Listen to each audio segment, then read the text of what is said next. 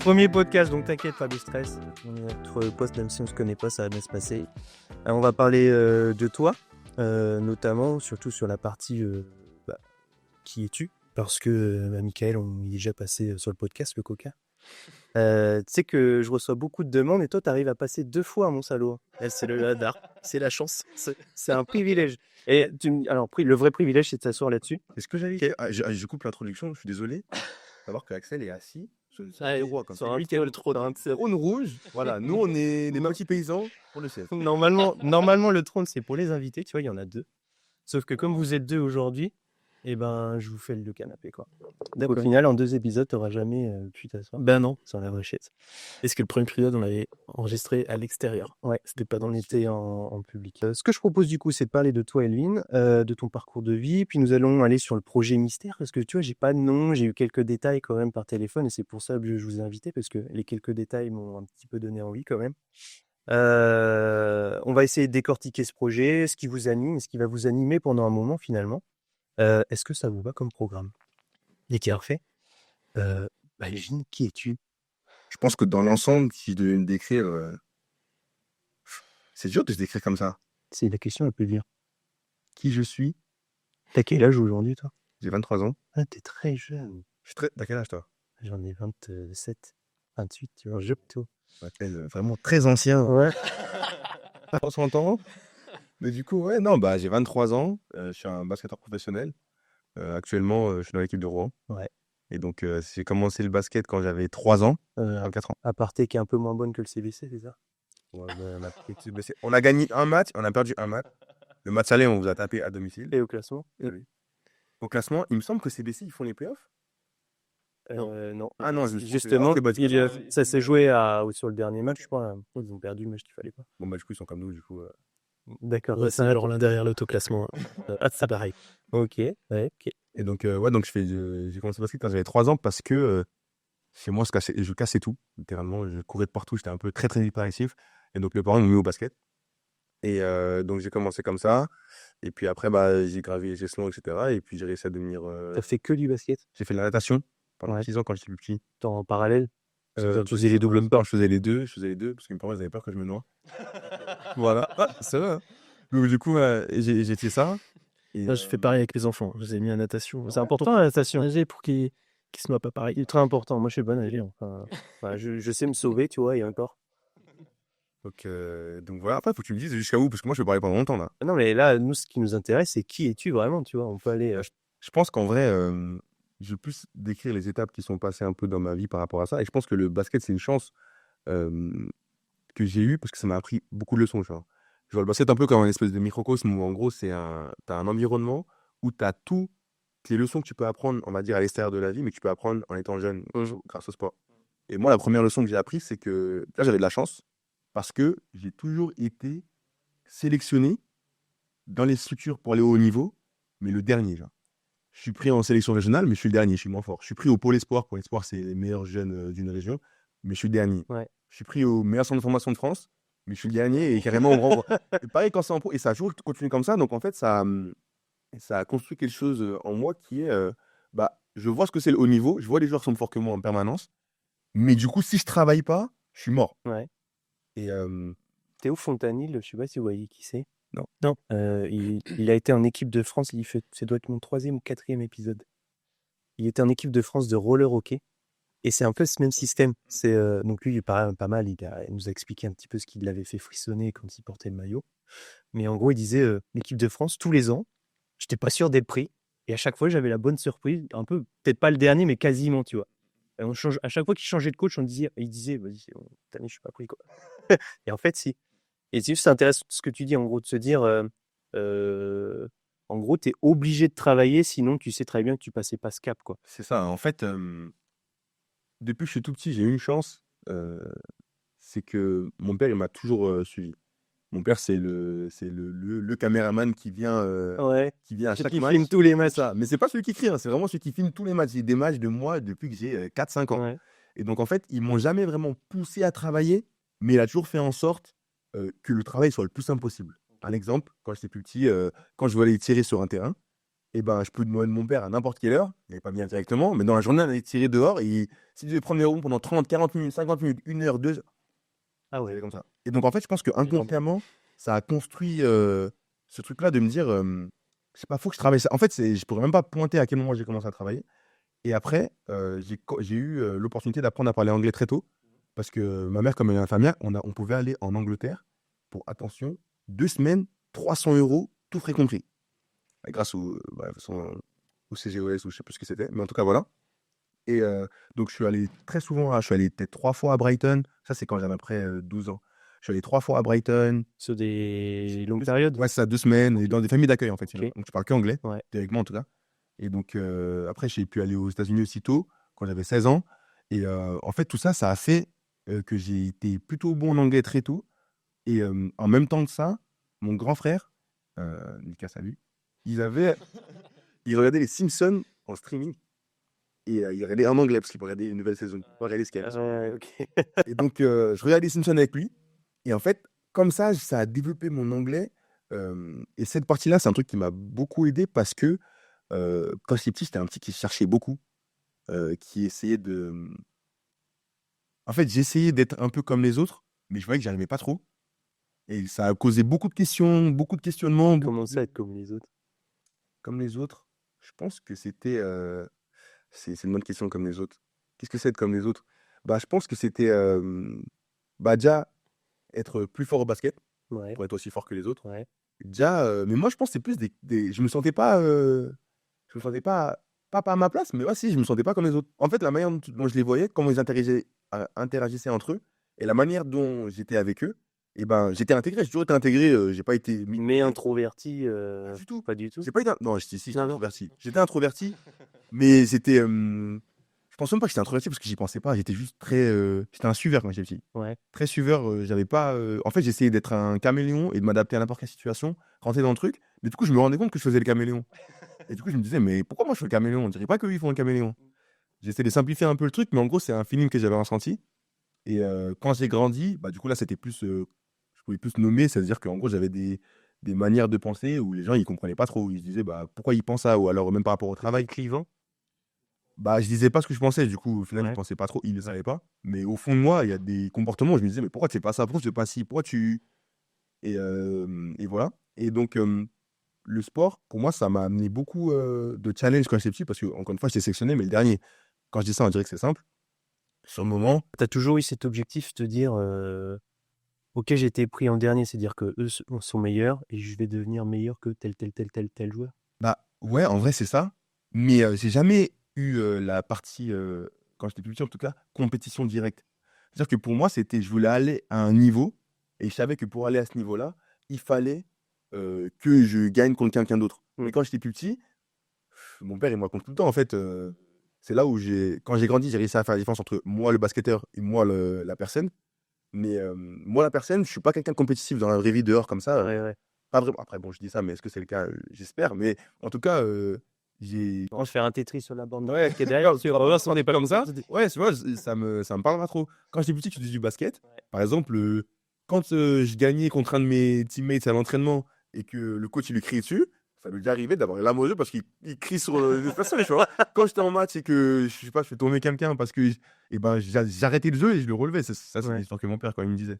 Et donc, voilà, il y a toute cette compréhension-là à avoir quand tu es petit, où tu es dans un environnement hyper compétitif, parce que c'est le sport de niveau, parce que en gros, tu es dans la filière en plus sportive. Je sais pas si tu connais un peu cette filière-là. Un petit peu, on en a déjà discuté sur le podcast, mais c'est bien qu'on aille aussi là-dessus. Bah, en gros, il y a filière. En gros, pour devenir pro, tu as, on va dire, le chemin royal. Ouais. Le chemin royal, c'est tu es jeune, tu fais les sélections régionales. Sans doute. Après, c'est ça, centre de formation. Soit tu es prêt à l'INSEP ou pas. Ouais.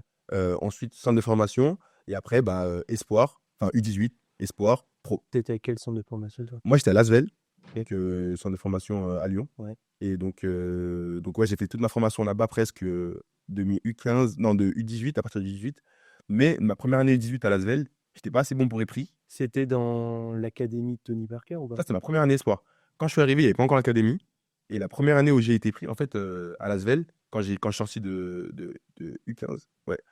Et ben en fait, j'étais pas assez bon pour être pris directement. Ok. Et du coup, ils ont fait un truc qui ne se fait plus maintenant, et qui s'est fait pendant 1 an, je crois. Je fais partie des 2 seuls qui ont été envoyés, non, des 3 qui ont été envoyés dans un club annexe. Donc, on a joué à un truc qui s'appelle le Vaux-en-Velin. Ouais. Et donc, en gros, c'est un club qui joue en U18, pareil, U18 France. Mais comme j'avais pas le niveau d'être à Lasvel, et ben, ils m'ont envoyé là-bas, ils m'ont dit, écoute, va là-bas, fais tes preuves. Si tu joues assez bien, tu reviens. Et donc, ça, c'était ma première année. Par je ne sais quelle chance, j'ai été repris parce que, bon, là-bas, j'avais fait des bons matchs. Mais bon, j'étais pas encore, en tout cas, de mon point de vue, j'étais pas encore vraiment très dominant, quoi. Mais Et j'ai été les repris. aptitudes physiques en plus, peut-être? C'est ça. Bah, moi, j'étais, ouais, Parce que j'ai vu les vidéos, hein, je suis allé les voir quand même. ah, maintenant, tu sais que tu fais référence au dunk. Ouais.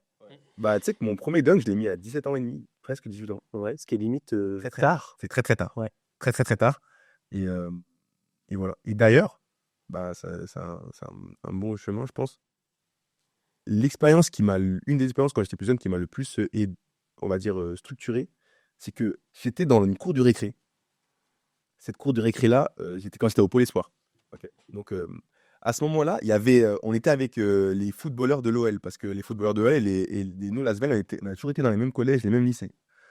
Et donc, on est là, tout le monde est là, et tout le monde saute pour toucher l'arceau. Pour faire un dunk, mais il n'y avait pas de ballon. Juste tout le monde court, saute. Celui qui saute le plus haut, c'est un boss. Tout le monde saute. T'as ceux qui touchent le filet, s'il y avait un filet.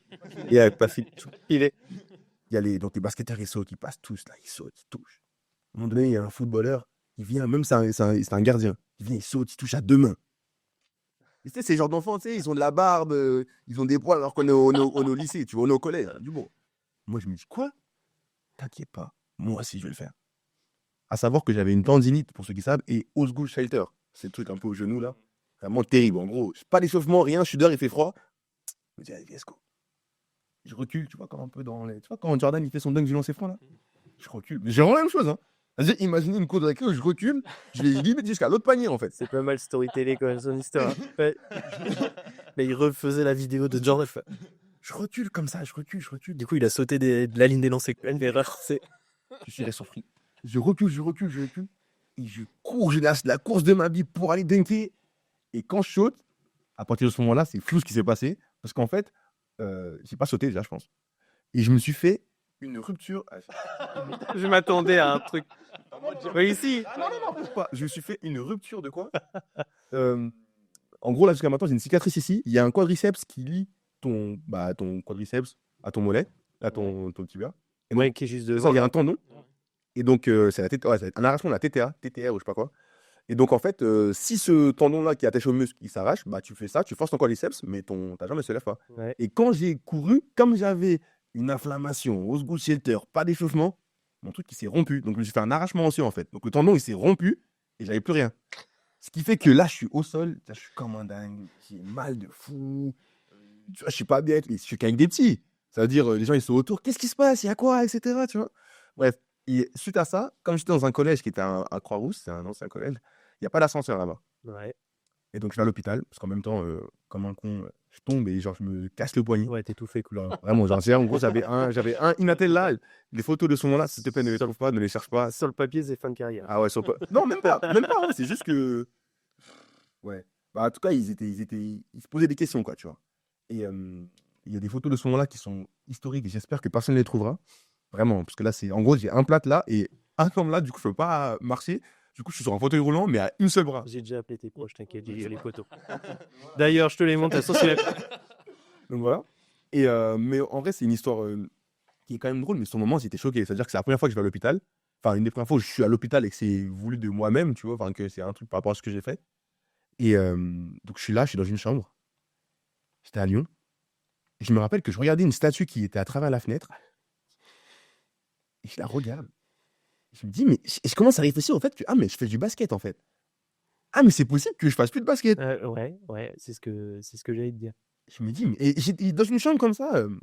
Et je me dis, mais qu'est-ce qui se passe, quoi, en fait? Et donc, moi, je suis là et je reste quand même 2 semaines à l'hôpital parce que, bah, moi, je comprenais pas à ce moment-là parce que mes parents, ils voulaient pas me le dire.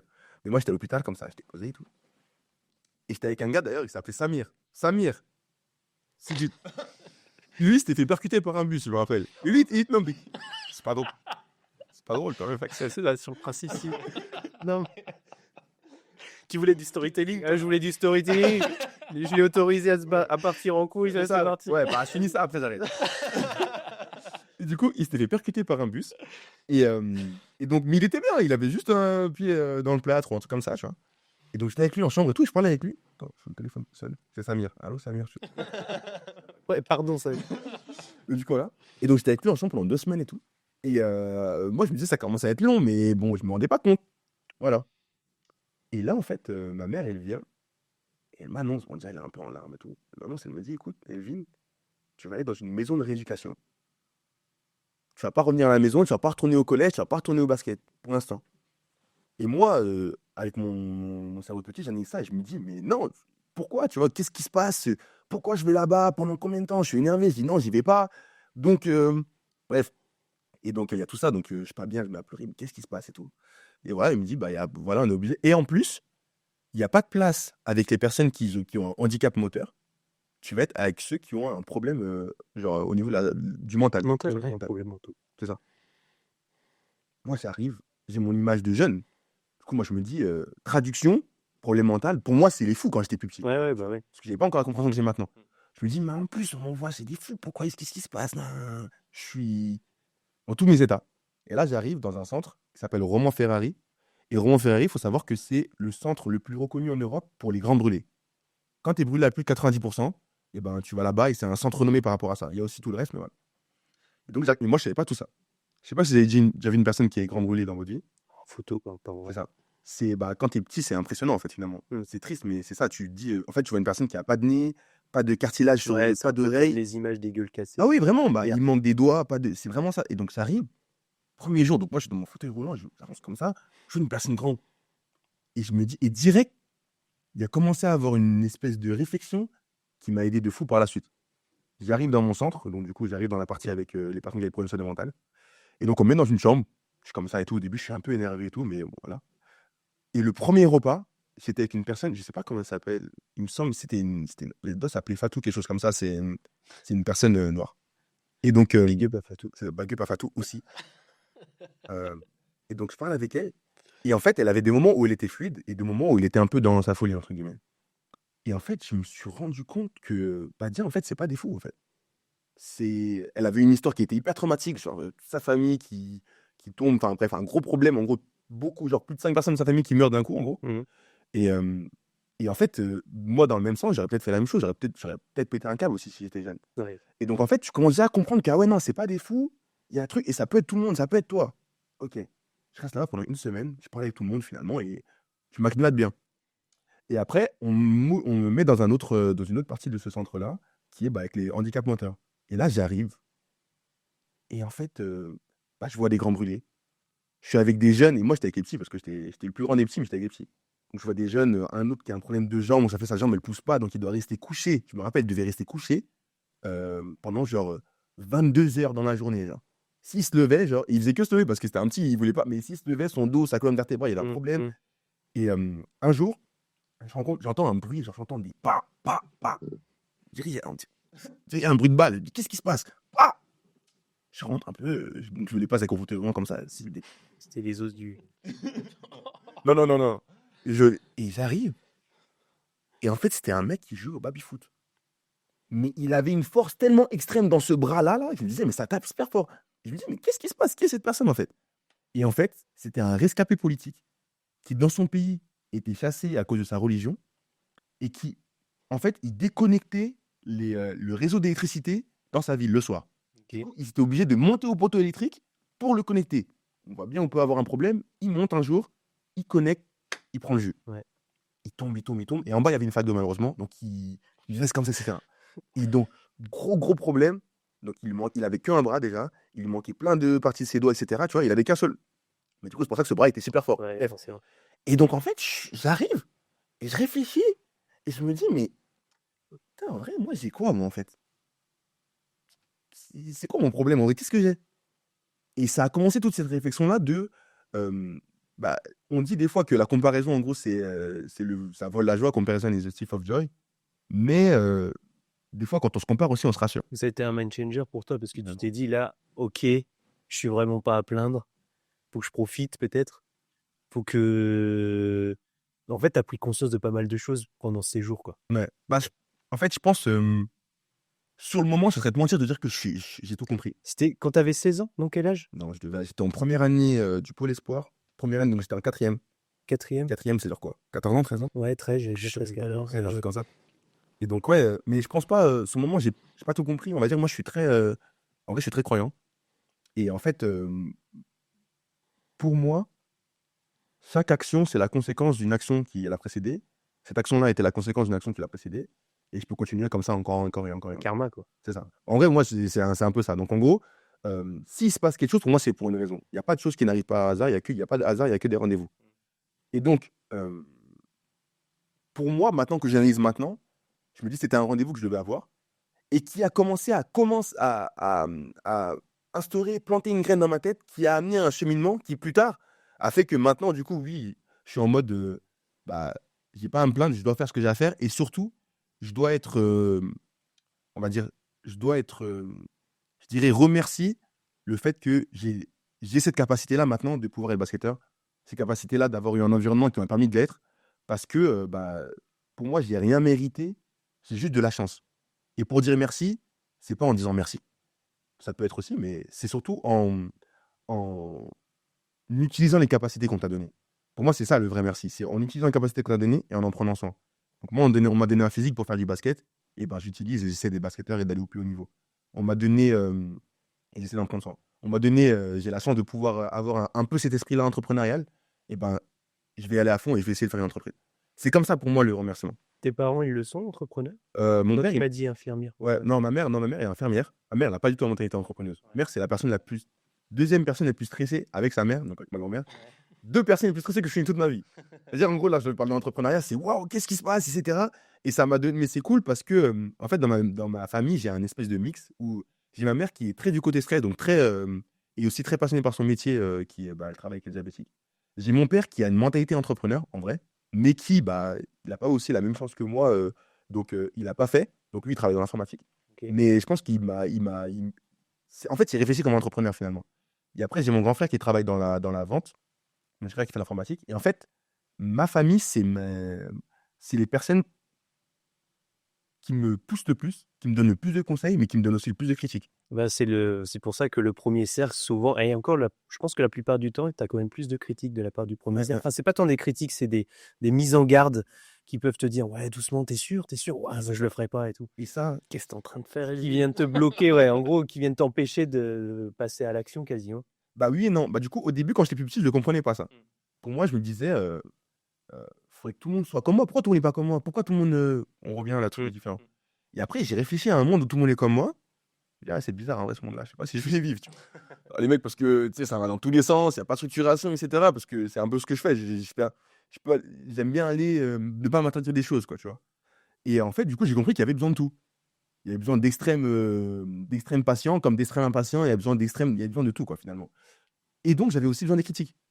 Ouais. Et donc, au final, maintenant, genre, surtout quand les critiques, elles sont hyper bienveillantes, bah maintenant, genre, le fait que ma famille elle me soutienne, et ben, c'est le truc qui m'aide le plus. Et les critiques, c'est un soutien.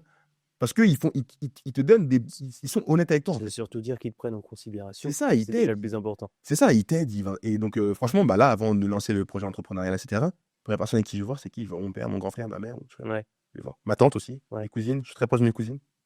Et ok, c'est ça le projet, qu'est-ce que vous en pensez? Et ça va dans tous les sens. Il y en a qui aiment bien, il y en a qui aiment moins, qui sont trucs, il y en a un truc. Ouais, et puis Moi, après, c'est matos. ça reste on va en parler un petit peu après, mais forcément, mais c'est quand même un secteur qui est encore peut-être un peu flou pour beaucoup et qui est surtout méconnu de quasiment 95, si ce n'est plus, % des gens. Du coup, c'est normal aussi qu'on se dise, ouais, t'es sûr, ouais, ça va pas marcher. Parce qu'on n'en parle pas tant que ça et surtout, l'influence, on en parle surtout négativement en ce moment. Donc, c'est normal aussi. Ça, c'est clair. Mais basketteur, la famille? C'est ma tante, Ouais, qui habite en Belgique, qui était basketteuse au Cameroun. ok. Dédicace à elle, j'étais chez elle ce week-end. Salut Tata Sylvie. Ça va sortir dans 3-4 semaines, hein, donc Ouais, ouais. Et donc, du coup, ouais, j'ai ma tante qui faisait du basket pendant 25 ans. C'était au Cameroun, du coup, parce que je suis d'origine camerounaise, ouais. martiniquaise aussi. Et donc, mais non, pas, il me semble, hein, c'est pas ça. Non, il n'y a pas de. Ils ont. Non. Mon Ok. père, il faisait pas de. Donc pas c'est de toi sport. qui as choisi le basket? Ouais. Bah, oui et non. Bah, après, Je pourrais dire que c'est moi qui suis de basket, mais en vrai, je pense que c'est plus le basket qui m'a choisi Ouais. parce que j'ai pas décidé en vrai. Mon père, il m'aurait mis au foot, bah, je suis allé faire du foot. Mon père, il m'aurait mis au handball, bah, je suis allé faire du handball. Ok. Pourquoi mon père m'a mis au basket? Parce qu'il a eu la mentalité, il n'aimait pas la mentalité du foot. Pourquoi il n'aimait pas la mentalité du foot? Parce que il est grandi dans un quartier et qu'il a vu que c'était pas bien. Pourquoi il est dans un quartier? Parce qu'en fait, on peut lier ça Ah ouais, bien au sûr. fait que, ben, quand mon grand-père il est venu en France et qu'il a mis, il a mis sa maison à un endroit, ça a créé quelque chose qui a fait que mon père m'a mis au basket. C'est pour ça que j'aime bien, en fait, j'aime beaucoup justifier les choses qui se passent maintenant par un truc du passé pour que je comprenne l'importance de ce que je fais, en fait. Ok. Tu m'as dit, il n'y a pas de hasard, il n'y a que des rendez-vous. Ouais. S'il n'y a pas de hasard et que des rendez-vous, comment ça s'est passé, ce hasard pour rencontrer Mika? Bah, moi, je peux dire la première partie de la story. Après, Ouais, bah vas-y. tu dis la suite parce que je parle beaucoup, les amis. Mais du coup, cette année, j'ai eu la chance de jouer pour le Rome Métropole Basket. Et donc, j'arrive. Et la rencontre, parce que le truc, c'est que la rencontre, ça coïncide un peu avec le projet. Ok, ouais, bah Donc, vas-y, moi, je le connais pas. ouais, c'est ça.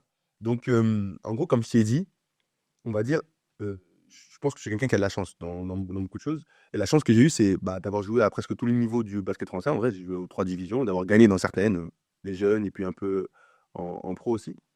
Et j'ai surtout eu la chance de voir ce qui se passait derrière les projecteurs, tu vois. De voir ce qui se passe derrière le décor, quand les lumières elles sont éteintes, et de voir les difficultés qu'on a.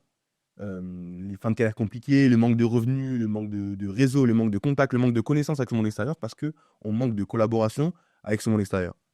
Et donc, Et l'employabilité derrière? c'est ça. Ouais. En fait, il y a plein de problématiques. Ok. Et donc, en août 2024, on m'a parlé d'un truc qui s'appelle le NIL. Je ne sais pas si tu connais. Non. Le NIL, c'est Name, Image and Likeness. Faut voir que c'est un très bon accent. Mais je parle très bien anglais, attention. Mais du coup, c'est une loi qui régissait, on va dire, les sportifs universitaires aux États-Unis, en NCAA, et qui leur interdisait de gagner de l'argent avec leur image. C'est-à-dire qu'ils n'avaient pas le droit de faire de partenariats commerciaux, pas le droit de faire de sponsoring, de posts Instagram sponsorisés, bref, ils n'avaient pas le droit à ça. Ah ouais, ok. Alors que, faut savoir qu'aux États-Unis, ils jouent devant Bercy tous les week-ends, les sportifs universitaires. C'est-à-dire que Oui, c'est un gros marché en fait à laquelle ils n'ont pas accès. c'est Quoi. incroyable. Ça veut dire qu'ils jouent devant Bercy tous les week-ends, ils passent sur ESPN, ils ont des contrats des TV, et le marché du pari sportif, il est hyper large là-bas. Donc, pour te donner un exemple, dis-toi que dans les... ils disaient aux athlètes qu'ils n'avaient pas le droit de gagner de l'argent parce que ça a enlevé l'amateurisme et je sais pas quoi et je sais pas qui. Mais les coachs, ils n'étaient pas payés 100 000 euros, ni 200 000, ni 300 000, ni 400 000, ni même 800 000, ni même 1 million. 11 millions. 9 millions. Kentucky, Alabama. 6 millions. Dans 40 États aux États-Unis, le salarié public le plus payé, c'est le coach. Et donc, en fait, à un moment donné, avec le procès de O.J. Bannon, il y a un athlète qui a dit, mais écoutez les gars. Et ça, c'est le cas que au niveau universitaire, parce que j'imagine que t'as pas des... Ouais, ok. Non, au pro, tu as le droit de gagner de l'argent. Ouais, mais ce que je veux dire, c'est que... Non, je parle des salaires des coachs. Les joueurs, c'est pas du tout la même chose. Là, ils commencent largement à dépasser. Oui, C'est un truc de ouf quand même, 11 millions pour un coach dingue. universitaire. mais c'est fou, mais c'est pas fou parce que le marché, il est énorme là-bas, en fait, finalement. Mais aussi, quand tu payes pas les joueurs, en fait, tu as de la marge. Tu as des joueurs qui jouent gratuitement devant un public qui paye pour venir. Voilà quoi, au final, C'est quoi? C'est en mode... c'est quoi la justification pour toi? C'est vous avez le droit à une éducation, donc... ils ont dit ça. Ils ont dit, en gros, on a le droit, c'est l'amateurisme. Ouais, pour protéger l'amateurisme, c'est quand même des jeunes, parce que en gros, c'est l'université, donc c'est 18, à partir de 18 ans. Quoi. Ouais. Donc il faut protéger l'amateurisme, c'est pour des jeunes, et voilà, quoi, c'est ça. En gros, c'était ça leur excuse, quoi, finalement. Ok. Et ça, c'est plus d'actualité du coup? Du coup, ce qui Ok. s'est passé, c'est qu'il y a eu un procès de O.J. Bannon, je crois, c'est ça le nom. Et il a dit, écoutez, les gars, il y a un problème quand même. Qu'est-ce qui se passe? Et donc, en faisant ce procès-là, les sportifs, ils l'ont soutenu. Donc, ils ont dit, écoutez, ah ouais, nous aussi, on voit qu'il y a un problème, et on y va. Et ça, c'est important parce que sinon, il n'y aurait pas eu les médias qui seraient venus sur le procès. Et ce qui s'est passé, c'est qu'en gros, dans la timeline, le procès, les athlètes, ils soutiennent ce procès de fou, ils disent, les gars, nous aussi, on a envie qu'il y ait ça. Et donc, par la suite, les médias arrivent, et quand il y a eu le procès, la NCAA, ils ont dit, oh, attendez, là, il y a peut-être un problème. Parce qu'on sait que ce qu'on fait, ça peut être compliqué. Donc, pour éviter qu'on ait un vrai procès, spoiler, ils n'ont pas réussi, pour éviter qu'on ait un vrai procès, on va suspendre la règle de NIL. Donc, en juillet 2021, suspension de la règle, il n'y a plus de règle, les gars, c'est bon, vous avez le droit de gagner de l'argent avec votre image. Sauf que ce qui s'est passé par la suite, c'est un truc qui est historique et qui a littéralement changé la manière dont moi je vivais mon monde, qui est le monde du sport. C'est que la première année, ce marché-là, il a valu 917 millions d'euros. Sans compter la NBA, sans compter la NFL, sans compter la MBS, que les sportifs universitaires. Ouais. La troisième année, c'est 1,5 milliard ce marché. La cinquième année, en 2025-2026, projection, c'est 2,5 milliards. Ça veut dire que la question que je me suis posée après, je me suis dit, mais attends, en août, on vient m'en parler. Moi, si je peux faire la version un peu plus longue encore, dis-moi. Dis-moi si je parle trop. Tu sais, mon plus long épisode, c'est 3 heures. Ok. Mais après, vous avez rendez-vous à 14. Donc, Ouais, ça va. Et donc, en août, donc moi, je m'entraîne. Le week-end, l'été, je m'entraîne au One Ball. Donc, c'est un stade, c'est une salle à Paris. C'est là où Paris Basket, ils s'entraînent aussi avant qu'ils aient. ok, c'est une salle. Je croyais que tu voulais dire le handball. Non, non, non. Je me suis dit, C'est une salle de basket, ouais. C'est une salle de basket. Donc, je m'entraîne et il y a un de mes gars, il me dit, tu vois, je suis jeune là. Il va aux États-Unis, tu vois, lui, il va aux États-Unis, tu vois, lui, aux États-Unis. En gros, il me décrit, en gros, c'est des jeunes qui ont entre 17 et 18 ans, 19 ans qui passent aux États-Unis, tu vois. Je dis, ok, bah c'est bien, tranquille, il n'y a pas de souci. Il me dit, mais, tu sais, ils sont payés combien? Je regarde ce qu'il me dit, 7000. C'est des jeunes, en gros, qui en France, ils seraient sûrement. Mais en vrai, ça dépend des niveaux. Mais en gros, ils ne seraient pas payés plus de, on va dire, 5 ou 6 000 euros par mois, quoi, quand même. C'est quand même vraiment des jeunes qui n'ont pas encore vraiment commencé leur carrière sportive, tu vois. Et il me dit, bah, lui, il est payé 9 000 euros, lui, il est payé 11 000 euros, lui, il est payé. Je dis, par mois? Et je regarde et je me dis, mais déjà. non, par match. Et tu vois, et déjà, je regarde ça, parce qu'il y a des jeunes que je connaissais, et je me dis, mais c'est trop méchant, tu vois. Donc, je fais essayer les gars, je leur dis, écoutez, bah, c'est vraiment trop cool, tu vois, mais j'essaie de savoir plus ce qui se passe, tu vois, qu'est-ce qui se passe, comment ça se fait et tout. Et je commence à creuser. Je me dis, ah ouais, si là-bas, ils ont une opportunité d'aller là-bas, c'est grave cool. Mais je pense qu'ici aussi, on pourrait avoir une opportunité peut-être. Et donc, je commence à chercher. Qu'est-ce qui se passe? Qu'est-ce que c'est? Je tombe sur ce que c'est le marché NAL. Et là, je me dis, bon, si toutes les entreprises, elles donnent quand même de l'argent, autant d'argent aux athlètes là-bas, c'est qu'il y a une raison quand même. Donc, ce que j'ai fait d'abord, c'est que je suis allé voir un sponsor d'un club en France. Et je leur ai demandé, écoutez, les gars, qu'est-ce que vous avez gagné à sponsoriser un joueur, à sponsoriser un club? Qu'est-ce que j'ai gagné finalement? Il m'a dit, écoute, nous, finalement, on en gagne en réseau. Parce que moi, par exemple, si tu as une grosse entreprise comme moi, Kinder Arena à Rouen, si je veux aller parler à Kinder, c'est beaucoup plus simple que j'aille dans un salon VIP et que je lui envoie un mail. Tu gagnes du réseau. Tu gagnes en crédibilité. Si tu as, par exemple, qu'entrepreneur, ou j'en sais rien, c'est quoi la boîte déjà? Femacom. Femacom. Si Femacom, il va voir une autre entreprise pour avoir des fonds et qui dit, écoutez, moi, je suis partenariat de quand même gros, ça apporte un peu de crédibilité. Mais finalement, en visibilité, pas tant que ça. Pas tant que ça. Parce que, regarde-toi, Axel. Parce que mettre le nom de ta boîte sur un terrain, sur une télé, sur des trucs qui sont pas tant regardés, en final, ça ne marche pas plus que ça. À la limite, tu peux dire c'est le salon machin ou faire le naming du stade. Là, par contre, c'est score, mais je trouve que sinon, à part ça, alors, je mets juste un truc là-dessus, ça marche, mais pas forcément pour tout le monde. Ouais. Il y a certaines personnes qui vont peut-être être sensibles à ça. Et ça, c'est pas la génération dont on va parler, Elvin, quoi. Ouais.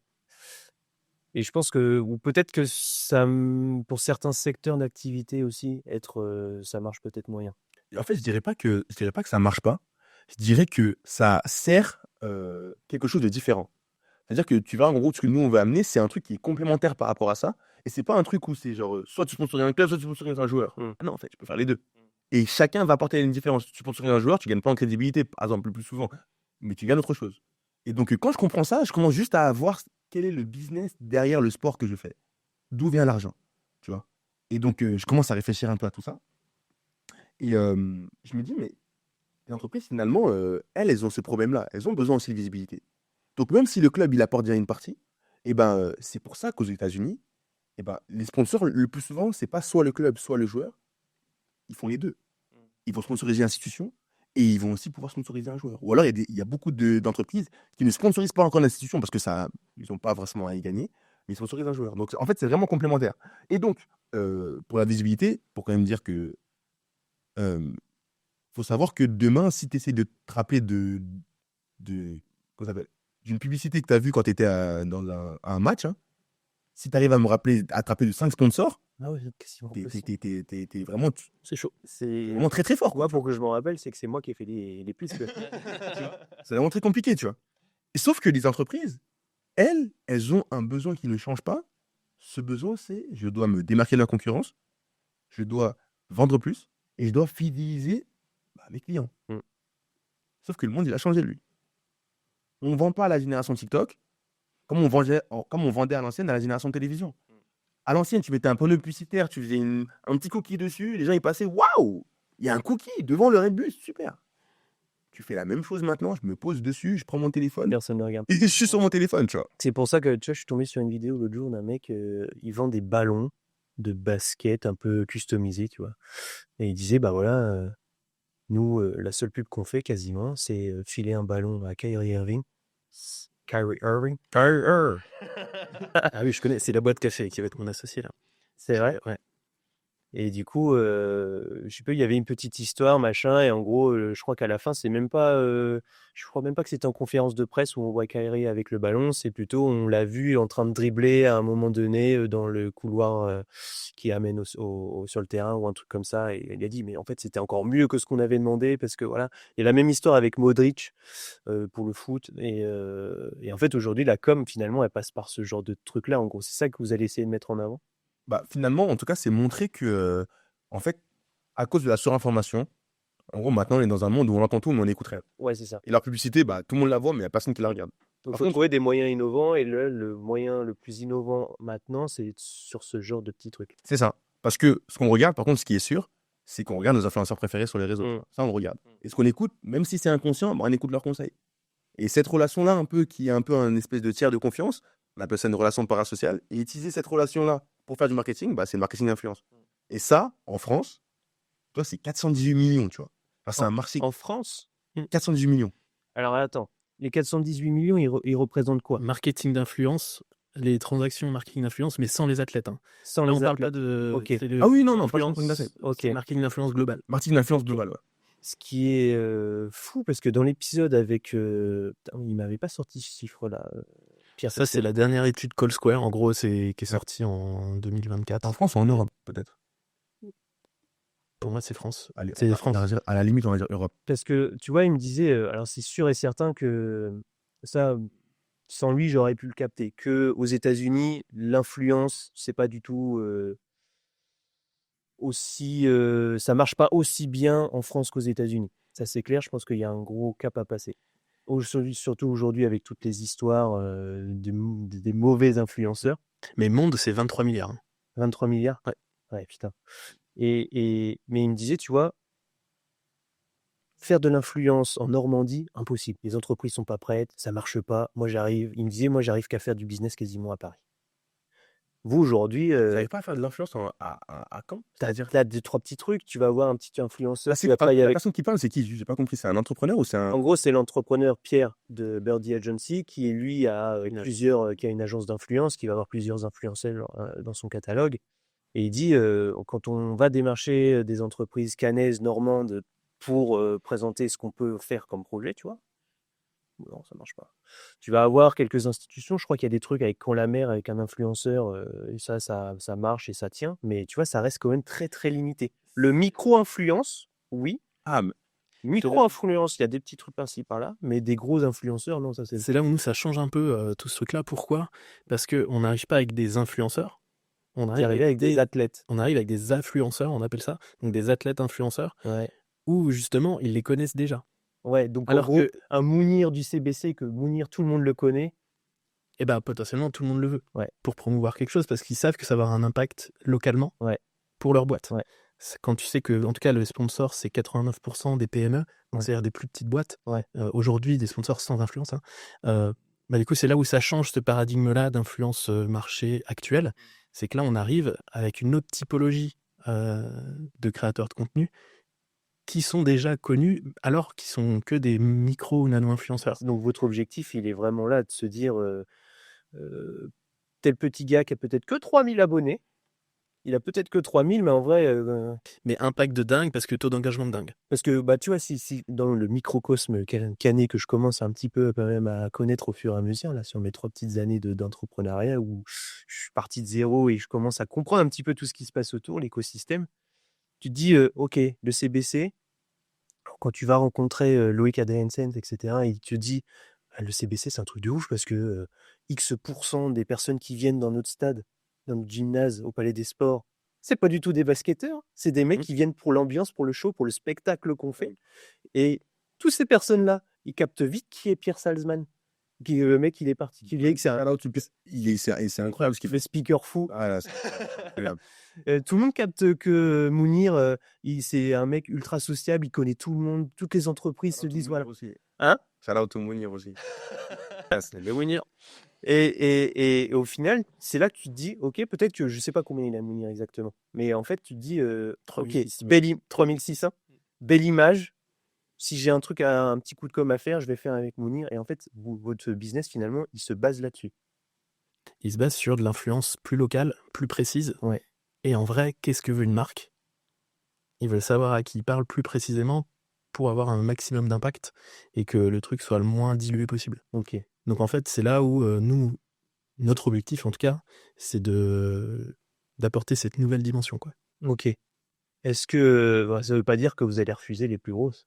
En fait, si tu veux, ouais. Les plus gros influenceurs, Non, pas forcément. Hein. On en a déjà, ce qu'on ne dit pas les noms, mais qui ont plus de 100 000 abonnés. Ouais. Mais par contre, voilà, c'est une autre typologie d'influence et peut-être une autre géolocalisation de l'influence et une autre quadrate qui va être plus large. En gros, c'est ça qu'il faut voir.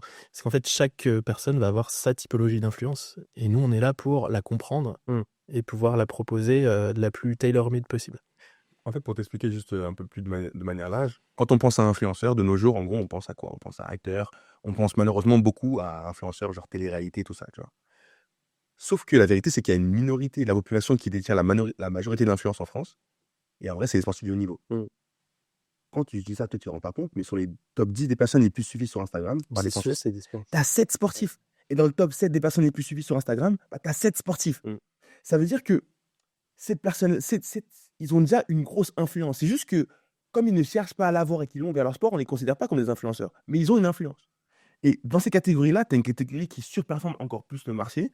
C'est les nano- et micro-influenceurs sportifs de niveau, a.k.a. en d'autres termes, les sportifs de haut niveau qui ne sont pas des superstars, mais qui ont une influence locale, régionale ou nationale. Et comment je me suis rendu compte de cet impact-là? Il y a 3 ans, j'ai eu la chance de jouer, 3-4 ans, dans un club qui s'appelait Andrézieux. Ouais. Shout out au Andrézieux. Shout out. Franchement, c'était une de mes meilleures expériences, j'ai trop kiffé. C'est une petite ville dans la Loire, hein, donc j'étais en 3e division. Et je me suis rendu compte que quand je sortais, même si ce n'était pas mon équipement sportif, bah, des fois on me reconnaissait, ou des fois on me demandait des photos, des autographes et tout. Je me disais, mais pourquoi ils veulent me parler? Je suis en 3e division. Pour moi, je me disais, bah, je suis pas une superstar, quoi, tu vois, je suis pas Michael Jordan ou je sais pas qui. Mais ce que j'avais pas compris, c'est que, bah, en fait, nous, comme équipe et moi, comme je fais partie de l'équipe, eh ben, on était les personnes qui créaient des émotions. Ah là, j'attendais que tu arrêtes pour lâcher le On monde. est les passés, ça leur créait des émotions, qui leur créait des souvenirs, qui leur faisait passer d'un petit moment banal en famille à genre, tu te rappelles quand on a tous crié parce qu'il y a un 3 points au buzzer, clutch, etc.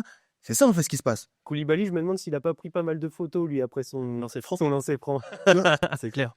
Et donc, c'est en comprenant ça que je me suis dit, ah ouais, il y a peut-être un impact. Et en fait, ce qui se passe, c'est qu'en France, les sportifs de haut niveau, ils ont une influence qui est naturelle. Pourquoi? Parce qu'ils sont associés à ces émotions-là. Mais ils sont aussi associés à des valeurs. Demain, je ne vais pas décider de nom, mais tu croises un influenceur, bref, tu croises une personne, ok, qui a de l'influence. Tu la croises dans le bus, ok. Si cette personne-là, elle n'a pas eu d'influence, elle n'a pas gagné d'une manière dont toi tu te dis c'est forcément bien, tu vas dire, ah ouais, il y a telle personne dans le bus, super. Si demain tu croises Michael Jordan, tu croises je sais pas quel gros, tu vas le voir, tu vas dire, mais attends, là, il y a telle personne dans le bus. Tu vas dire, mais en fait, c'est pourquoi? Parce que le sportif, il est associé aussi à des valeurs. Si je vois Michael Jordan, je vais dire, tu sais je connais un mec, il a essayé de sauter comme toi. Ça s'est pas passé comme prévu. Du coup, voilà, ouais, c'est ça. Donc, c'est le début d'une mauvaise blague, ça. Mais du coup, ouais, donc, parce que les sportifs, en France, bah, même tout court, il est associé à plein de valeurs, tu vois, associé à la détermination, le travail, plein de choses. Ça ne veut pas dire que tous les sportifs sont comme ça, attention, tu vois. Mais ils sont associés à ça, ce qui fait qu'ils ont un lien qui est encore plus profond avec les supporters et qu'ils ont, tu vois, et qui a encore plus de connexion. Et donc, c'est pour ça que même les personnes qui n'ont pas forcément des millions de followers sur Instagram, eh ben, ces sportifs-là, ils ont quand même une connexion finalement. Et ils ont une influence qui est, on va dire, locale, régionale ou nationale, tu vois. Et donc, en comprenant ça, nous, finalement, en voyant tout ça, en voyant tout l'impact, et quand j'ai trouvé les stats, je ne sais pas si tu pourrais deviner, dis-toi qu'il y a 5% des sportifs de haut niveau, on va dire, qui sont sponsorisés. Hop, hop, hop, hop, hop. Désolé d'interrompre cet épisode de qualité, mais il faut que je vous tease quelque chose d'important.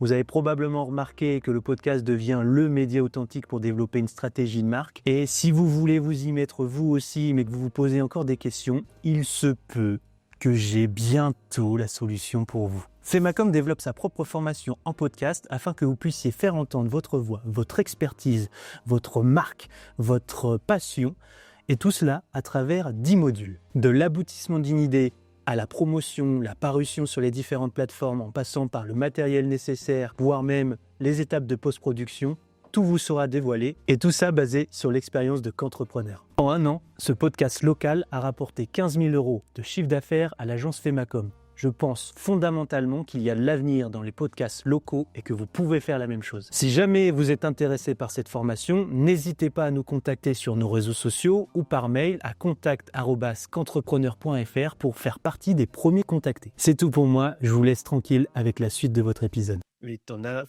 le pire, c'est que là, on parle vachement du basket, du foot, où ils peuvent peut-être trouver un peu plus facilement parce que c'est des sports connus.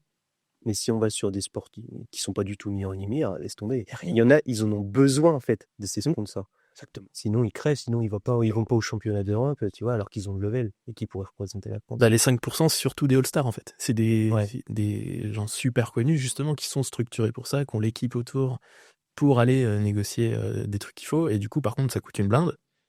Parce que du coup, en face, il faut avoir le budget pour les avoir. Et ça, c'est compliqué. Vas-y. Et ça, c'est compliqué. Dis-toi, je sais pas si tu suis un peu l'athlétisme. Un peu, ouais. Il y a un mec qui s'appelle Ryan Zézé, tu le connais? Ouais. Story time de ouf. Vas-y. Je suis à l'INSEP pour mon premier stage à l'équipe de France. Donc là, je suis pris en équipe de France. Déjà, j'étais choqué. Donc, c'était en U20. Et à un moment donné, on marche, on est dans les couloirs et tout. Et je sais plus si on a la cantine dans les couloirs et on dit, mais les gars, faut qu'on se coupe là, les gars, faut qu'on fasse nos contours et tout. On a quand même une compétition. On marche. Et là, en fait, il y a un gars qui nous entend et il nous dit, les gars, moi, je coupe les cheveux, genre. Tu vois, genre, en mode, moi, je sais couper les cheveux, tu vois. En tout cas, c'est comme ça que je l'imagine. En tout cas, c'est qu'on a une rencontre avec lui. Tu vois. Et j'arrive et tout, il me dit, ouais, tu cadres et tout. Il me dit, ouais, je cadre. Ah, quelle chambre? Non, chambre 39, moi, je suis en chambre 100. Ah ouais? Mais mon gars, tu sais, j'ai ramené des gars et tout, let's go, on va couper et tout. Donc, moi, le mec, je le connais pas. Hein. Moi, j'arrive, je sais pas qui c'est, tu vois. On arrive, on va dans la chambre et tout. Il nous coupe les cheveux, tu vois. Donc là, il coupe et tout. Non, il coupe approximative, attention, rien. Non, en vrai, il était bien, tu vois. Mais voilà, tu vois. Il coupe les cheveux et tout. Et il me parle, il commence à me parler d'athlétisme. Moi, j'y connais rien à l'athlétisme, tu vois. Donc, je connais pas toutes les problématiques de pas avoir de revenus, etc. Et en fait, il me dit, écoute, en vrai, tu sais, genre, je galère un peu à trouver des sponsorings, tu vois. Ça, c'était en U20, donc c'était il y a 3-4 ans, tu vois. Et je galère à trouver des sponsors et tout. Genre, c'est pas simple, tu vois. Genre, nous, il y a vraiment que les meilleurs qui ont des sponsors, sinon, on n'a rien, tu vois. Et donc, il y a tout ça. Et moi, je suis pas trop, je retourne dans mon truc, je fais du basket et tout. Et je retourne sur Instagram, parce qu'on s'était suivi. Je vois 3 ans après, il est là où il est, tu vois. Donc, du coup, vraiment, félicitations à toi, Ryan, tu vois. Et maintenant, du coup, il est dans les top coureurs français, il est hyper connu, etc. Et c'est grave cool. Mais du coup, c'était trop bizarre de voir l'avant, après, de me dire, mais, la dernière fois, t'étais pas sponsorisé, maintenant, t'es avec Nike. Tu vois. Et ce qui se passe, c'est qu'en France, c'est un peu pareil. Dis-toi que quand je dis que tu as 5% des sportifs de haut niveau qui sont sponsorisés, en gros, on va prendre le basket pour simplifier. Tu es soit sponsorisé par les plus grosses marques du monde, soit par personne. Ouais. Soit c'est Nike, Puma, Adidas, soit par rien. Sauf que la question qu'on se dit, c'est les 95 autres pourcents. Est-ce qu'ils sont inutiles? Est-ce qu'ils servent à rien, tu vois? Pour donner une espèce de métaphore, dis-toi en France, ou même le sport dans le monde, dis-toi, on va prendre en France pour être plus simple, tu as 75% des Français qui regardent du sport, à peu près. Sauf qu'il n'y a que 16 000 sportifs de haut niveau. Ça fait des millions de personnes qui regardent des milliers de personnes, tu vois. Donc, en gros, si sport c'était un film, littéralement, ce serait le plus célèbre du monde, tu vois. Sauf que les acteurs, c'est les sportifs. Et quand on voit ça, tout ça, et on se dit, mais 5%, 95%. 95% d'après, ils ne servent pas à rien, tu vois. Et donc, le but, c'est que, sachant qu'il y en a déjà qui sont sollicités, mais ils ne savent pas trop comment y répondre. Il y a des entreprises qui aimeraient avoir profité de cette influence-là parce qu'ils se sont rendus compte, mais ils ne savent pas trop où aller, comment ça se passe, à quel endroit, comment parler avec eux. Souvent, ils font un peu tout seuls. Hein. C'est ça. Ils font un peu tout seuls. Leur côté, exactement. Tu vois, Camille Hermé, championne d'Europe d'escrime qui est passée dans cette saison-là, elle fait toute seule. Mounir, il fait un petit peu tout seul. Il essaie de se démerder, tu vois. Et à mon avis, c'est une galère. C'est une galère. C'est ça. Et c'est ce qui se passe. Et c'est les premiers retours qu'on a eu, tu vois. Nous, il y a des personnes qui viennent nous voir et nous disent, bah, tu vois, cette entreprise-là, elle est venue me voir. J'ose pas leur répondre. Comment on sait s'ils vont vraiment faire ce qu'ils veulent? Comment on sait s'ils vont vraiment me payer? Comment on sait s'ils vont vraiment... Bah, on a eu le cas d'ailleurs avec un sportif qui a été contacté par une marque. Il a dit, OK, bah, nous, on vend tel truc, etc. OK, super. Ils n'ont jamais envoyé les produits quand il a fait la publicité à ses supporters. Heureusement, il n'y a que 2 personnes qui sont pleines, parce qu'il n'y avait pas une trop grosse influence, tu vois. Mais c'est de se dire, mais je suis un sportif, comment je fais pour sécuriser ça, tu vois? Comment je fais pour être sûr que la personne chez qui je vais aller, et ben, l'entreprise, finalement, elle vaut le coup, c'est sérieux, et en plus, moi, je suis un agent, enfin, j'ai un agent, donc il parle à qui? Il parle à moi, il parle à mon agent. Au niveau de la mise en œuvre, je ne suis pas un influenceur classique, je ne sais pas comment créer du contenu. Il y a plein de questions que les sportifs ils se posent. Et nous, en fait, le but, c'est de répondre à toutes ces questions-là. Le but, c'est de leur dire, écoutez, nous, on est Match Ma Brain, donc c'est le nom qu'on a trouvé. Ah bah voilà, on y arrive. C'est ça. Ok. Non, c'est Match Ma Brain, ou MMB en plus gros. Et donc, en fait, nous, on est la première solution en France qui vient réunir 3 mondes qui ne se parlaient pas avant. Ouais. Le monde des sponsors, qui est composé d'entreprises ou d'associations, on pourra en parler plus par la suite, parce que ce volet associatif, je trouve qu'il est vraiment important. Ok. Mais du coup, le monde des sponsors, le monde des athlètes et le monde des supporters. Et donc, en vrai, ce qu'on voudrait, c'est un peu créer comme un peu le NIL, dont je te parlais plus tôt, français, un peu alors le Airbnb du sponsoring, pour ceux qui ne comprennent pas forcément ça, et en tout cas d'être ce tiers de confiance qui vient pouvoir faire passer ce marché-là de 5% des plus grosses athlètes avec les 5 plus grosses marques à en fait 95% de tous les sportifs de haut niveau qu'il y a avec les 95 autres % des marques. Donc en fait, en comprenant ça, tu vois, il y a de la place pour tout le monde. Et c'est utile à tout le monde. C'est utile pour le joueur, parce que du coup, il a des partenariats, ça lui donne une autre source de revenus, ça lui permet d'avoir des connaissances, d'avoir des contacts, de se faire un réseau qui fait qu'à la fin de sa carrière, il va pas galérer. C'est utile pour le sponsor, parce que du coup, il profite d'une personne qui a une influence locale, si tu le veux. Par exemple, tu vas à Caen, tu prends un mec de Caen, il n'y a que des mecs de Caen qui le follow, par exemple, tu vois. Ça peut être intéressant. Mais en même temps, tu prends un mec de Caen, un mec de Rouen, un mec de Strasbourg, bah, tu as une diversification, tu vois. Pour leur parler, bah, c'est beaucoup moins cher qu'un gros plan publicitaire, tu vois. Donc c'est utile pour les petits comme pour les gros budgets. Donc ça, c'est hyper intéressant. Mais c'est aussi utile pour les clubs.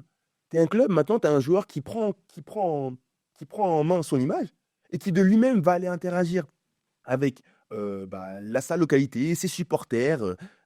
Tu vois, genre, tu vas vraiment prendre son image en main, quoi, tu vois. Donc, il va mieux communiquer sur les réseaux. Donc, pour le club, il va en bénéficier, tu vois. C'est aussi utile pour, de manière plus large, même pour la fédération ou ceux qui sont. Parce que du coup, les sportifs maintenant, ils sont grave actifs. Ah, vous voyez maintenant les basketteurs ce qu'ils font, etc. Donc, c'est utile pour eux et c'est utile de fou pour les supporters aussi. Attends, je laisse cette partie-là, elle est grave importante. Ouais, tu vois, c'est utile de fou aussi pour les supporters parce que de nos jours, en gros, pour avoir un contact avec un athlète, et je le vois, c'est 5 secondes après un match, quoi, tu vois. Ouais. Le mec, il vient, il signe un truc, il part parce que c'est compliqué, parce qu'on doit rentrer dans le vestiaire, etc. Il n'y a pas de contact, tu vois. Et le but, c'est de pouvoir donner un moyen de créer plus de contacts, pouvoir créer, par exemple, demander des choses ou pouvoir savoir où est-ce que, par exemple, le sportif, il va faire une séance de questions-réponses avec un restaurant, par exemple. Ok, je peux y aller, je peux lui poser des questions. Alors qu'avant, si j'envoie un message, c'est compliqué parce qu'il y a plein de messages. Donc, en gros, il n'y a pas une personne qui perd dans tout ça, tu vois. C'est ce qu'on essaye de faire. Les clubs, justement, ils vont pas avoir besoin de regarder en fait ce qu'ils font, parce qu'au final, c'est aussi l'image du club. Par exemple, pour prendre n'importe quel joueur de basket, là, au CBC, t'as Mounir qu'on connaît pour être rigolo. Oui, mais on ne va pas faire trop le rigolo quand même. Ça, comment vous l'envisagez? Aujourd'hui, il y a déjà des partenariats qui se font. Ouais. Sans les clubs, en fait. Ok. Notre but, c'est justement d'arriver à professionnaliser ça pour que ça puisse ne pas poser de problème à la fois au club et à l'athlète. Parce qu'en gros, il y a aussi des sponsors du club, donc il ne faut pas qu'il y ait une concurrence. Nous, notre but, c'est vraiment de structurer ça pour que ça ne puisse pas pénaliser le club. Ça, c'est ultra important. Et puis, que l'athlète, lui aussi, il se retrouve, il soit sûr qu'il ne fait pas une connerie, quoi. Et donc, ça, c'est avec nos guidelines, savoir ce qu'ils peuvent faire, peuvent pas faire. Et du coup, le club, là-dessus, potentiellement, il gagne parce que ça va faire venir plus de gens. Si plus les personnes sont connues, plus ça va faire venir des gens au stade. Et donc, il y a plein de stades où c'est pas aussi rempli qu'au CBC, en tout cas. Ouais. Et donc, c'est un vrai enjeu. Genre un Rouen, non? Tous les supporters de Rouen qui vous apprécient. Nous sommes ensemble. Nous allons leur prouver qu'ils ont tort. C'est clair, il faut revenir. Et du coup, justement, ça peut être un vecteur aussi là-dessus. Nous, il faut qu'on parle un peu avec les clubs aussi pour voir comment justement on fait ça bien aussi pour eux. Ouais, donc l'idée, c'est que les synergies se fassent partout. Il y a trop, en fait, il y a différents trucs aussi. C'est qu'il y a en gros, tu as la partie légale et tu as la partie, éthique, on va dire. Tu vois. Sur la partie légale, un sportif, c'est simple, il a 3 images. Une image collective, c'est quand, bref, il est avec 3 personnes de son club et qui sont devant. Ça, c'est une image collective, c'est le club. L'image associée, donc l'image associée, c'est comment je me suis présenté tout à l'heure, c'est salut, je m'appelle Elvin Jock, je joue à Rouen. Tu vois. Si maintenant je prends ça, je fais une pub et il se dit salut, bah, les Rouen, ils peuvent se dire ah, les gars, qu'est-ce qui se passe Tu vois, genre, voilà. Et après, il y a l'image que j'ai de moi-même. Genre là, depuis tout à l'heure, quand je parle, bah, je suis moi, je suis un basketteur. Ouais. Tu vois. Et cette image-là, le sportif, il a le droit de faire ce qu'il veut avec cette image-là, théoriquement. Et là, on arrive dans la partie éthique ou même juste bon usage, comment bien utiliser son image. Il faut savoir après quoi faire et quoi pas faire. Quoi dire et quoi pas dire. Sauf que les athlètes, pour l'instant, ils savent pas forcément comment le faire. Et les agents là-dedans, Les agents sportifs, pour ceux qu'on nous. ça, c'est super cool parce que même pour eux, je parlais avec une agence. Ok. Et ce qui se passe, c'est que pour qu'un deal soit rentable pour un agent sportif, on va dire disons qu'il prend 10% du deal. Mhm. Ben, faut qu'il aille quand même chercher un bon deal, tu vois, genre à 1000, 10 000, 15 000 euros. Comme ça, lui, au moins, il prend 1000 euros, quoi, tu vois. Ouais, ouais. Tu vas trouver un deal à 500 euros ou à 300 euros, bah, tu vas prendre 30 euros. Ça t'a pris combien de temps pour y aller? C'est beaucoup plus qu'une heure, quoi, tu vois. Donc, tu vois, le ratio, il est pas très bien. Sauf que pour le sportif, ça change tout pour lui. Il est en mode, mais attends, 300 euros de plus par mois, peut-être? C'est une dinguerie. Tu vois, genre, on pense que les sportifs, c'est tous des risques, mais rien à voir, tu vois. Donc, en gros, il y a un problème à ce niveau-là. Et ce qui se passe, c'est que les agences, elles aimeraient bien, finalement, pouvoir donner des deals à tout le monde, à tous leurs joueurs, des plus gros aux plus petits, etc. Mais c'est un business aussi. Ils ne peuvent pas le faire. Et donc, en essayant de tester cette idée-là, je suis allé poser des questions un peu à tout le monde et je suis allé voir une agence. J'aurais dit, mais finalement, vous, c'est quoi la problématique, tu vois?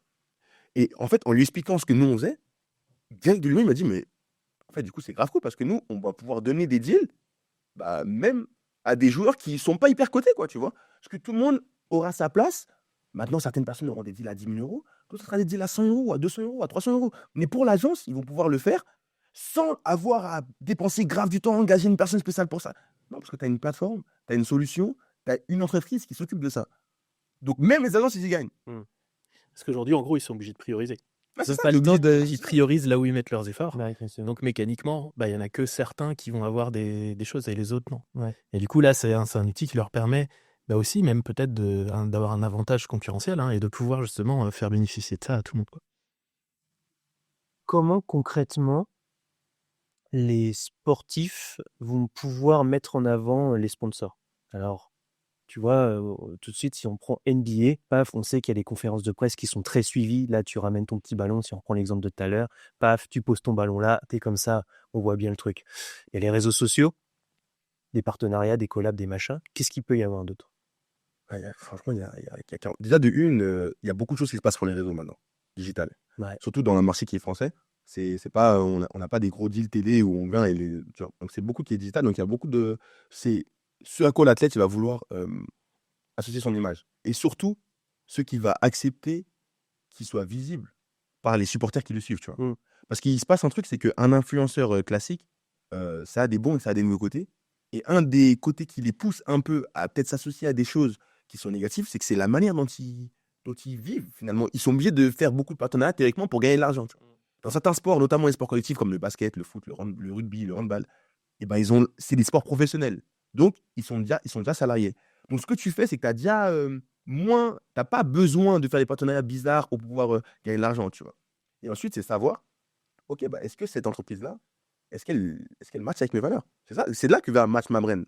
L'idée, c'est ça, c'est match ma brain. Ma brain, c'était un peu mon image, qui je suis, mais pareil pour la brain. Est-ce que lui, il match mon image, tu vois? Est-ce que ce sportif-là, il correspond à mes valeurs? Image perso, image. C'est ça, exactement, tu vois. Et donc, en gros, c'est nous, on va prendre toutes les informations qu'on peut avoir sur un sportif. On va les donner au sponsor. On va prendre toutes les informations qu'on a sur un sponsor, sur les deals. Qu'est-ce qu'il voudrait? Pourquoi? Comment? À quel endroit? On va donner toutes les infos et on va dire ça à la tête. On va dire, écoute, il propose ça. Ça match avec ça ou pas? Il dit que ça match, bah let's go. Il dit que ça marche pas, bah on passe à la suite. Ouais, qu'est-ce qu'il y a comme canaux originaux, on va dire? C'est ça. Ah oui, donc du coup, comme canaux originaux, bah t'as les réseaux, mais du coup, sur les réseaux, tu peux faire beaucoup plus de choses parce que un athlète, on va dire, c'est un peu un. C'est comme un. J'ai vu ce terme-là, bah, Call Square, KOL. Tu vois, c'est un Key Opinion Leader. Ok. Ça veut dire que dans son petit cercle, et ben, on va prendre un exemple. Mathieu Strazel, tu connais le sport? Ouais. Mathieu Strazel, j'ai eu la chance d'être avec lui quand j'étais à la quand j'étais plus jeune. Et sur Instagram, il doit avoir combien d'abonnés? Peut-être À partir du moment où tu rentres en équipe de France, de toute Mais manière. je pense qu'il n'y a pas plus de 50 000. Je pense qu'il doit avoir 30 000 abonnés. Ouais. J'allais même dire moins, je crois. Ouais, je pense qu'il doit avoir vraiment 30 000 abonnés. Puis, allez, on va être méchant, on va dire 50 000. Bah, si tu peux regarder, ce serait super. Je sais pas si j'ai Instagram sur là. Je peux te dire si tu veux en même temps. Vas-y. Je vais regarder. Mais bref, vas-y. Mais du coup, bah attends, j'attends juste de voir son nom truc pour voir. Tu cherches sur Google, là, déjà. Ouais, mais je vais. Ça va peut-être Direct, vite. sur Attaque, normalement, tu le vois direct. Le vieux. 59. 59, tu vois. Donc, Mathieu Strasé, il a 60 000 abonnés, tu vois. C'est moins de 100 000, c'est moins que n'importe quel influenceur que. Enfin, c'est pas tant que ça, en fait, en termes. Sauf que dans le monde du sport, c'est quelqu'un. Tu vois. Et donc, en fait, c'est un peu cette différence-là. Ça fait que dans les partenariats que tu peux faire, eh ben, tu peux faire des trucs par rapport au basket, mais ça va pas sonner la même chose que si tu fais un partenariat classique, tu vois. Mhm. Ensuite, bah, tu peux faire des trucs locaux, dans la région. Il y a plein de. Par exemple, nous, comme on veut intégrer les supporters, tu vois. Si les supporters, bien sûr, au début, on ne pourra pas le faire, mais par la suite, on arrive à les intégrer. Les supporters, ils peuvent se dire, bah écoutez, nous, on aimerait bien avoir. Je sais pas, on est intéressé par lui, toi.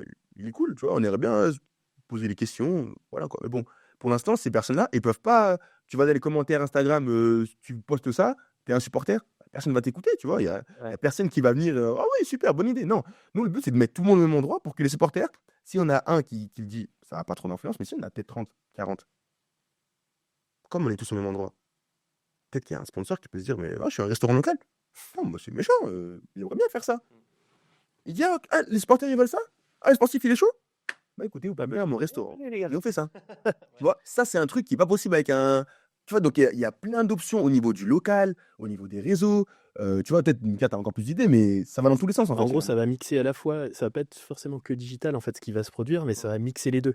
Et en gros, ça va amplifier cette proximité entre à la fois les joueurs et les entités entreprises, mais aussi les joueurs et les supporters. C'est ça. Mais ça peut être même aller dans une entreprise, ça peut être des formats même plus classiques en fait. Ça peut être du plus classique. Mais au départ, c'est vrai que potentiellement, il y aura pas mal de trucs, Instagram, TikTok, je pense.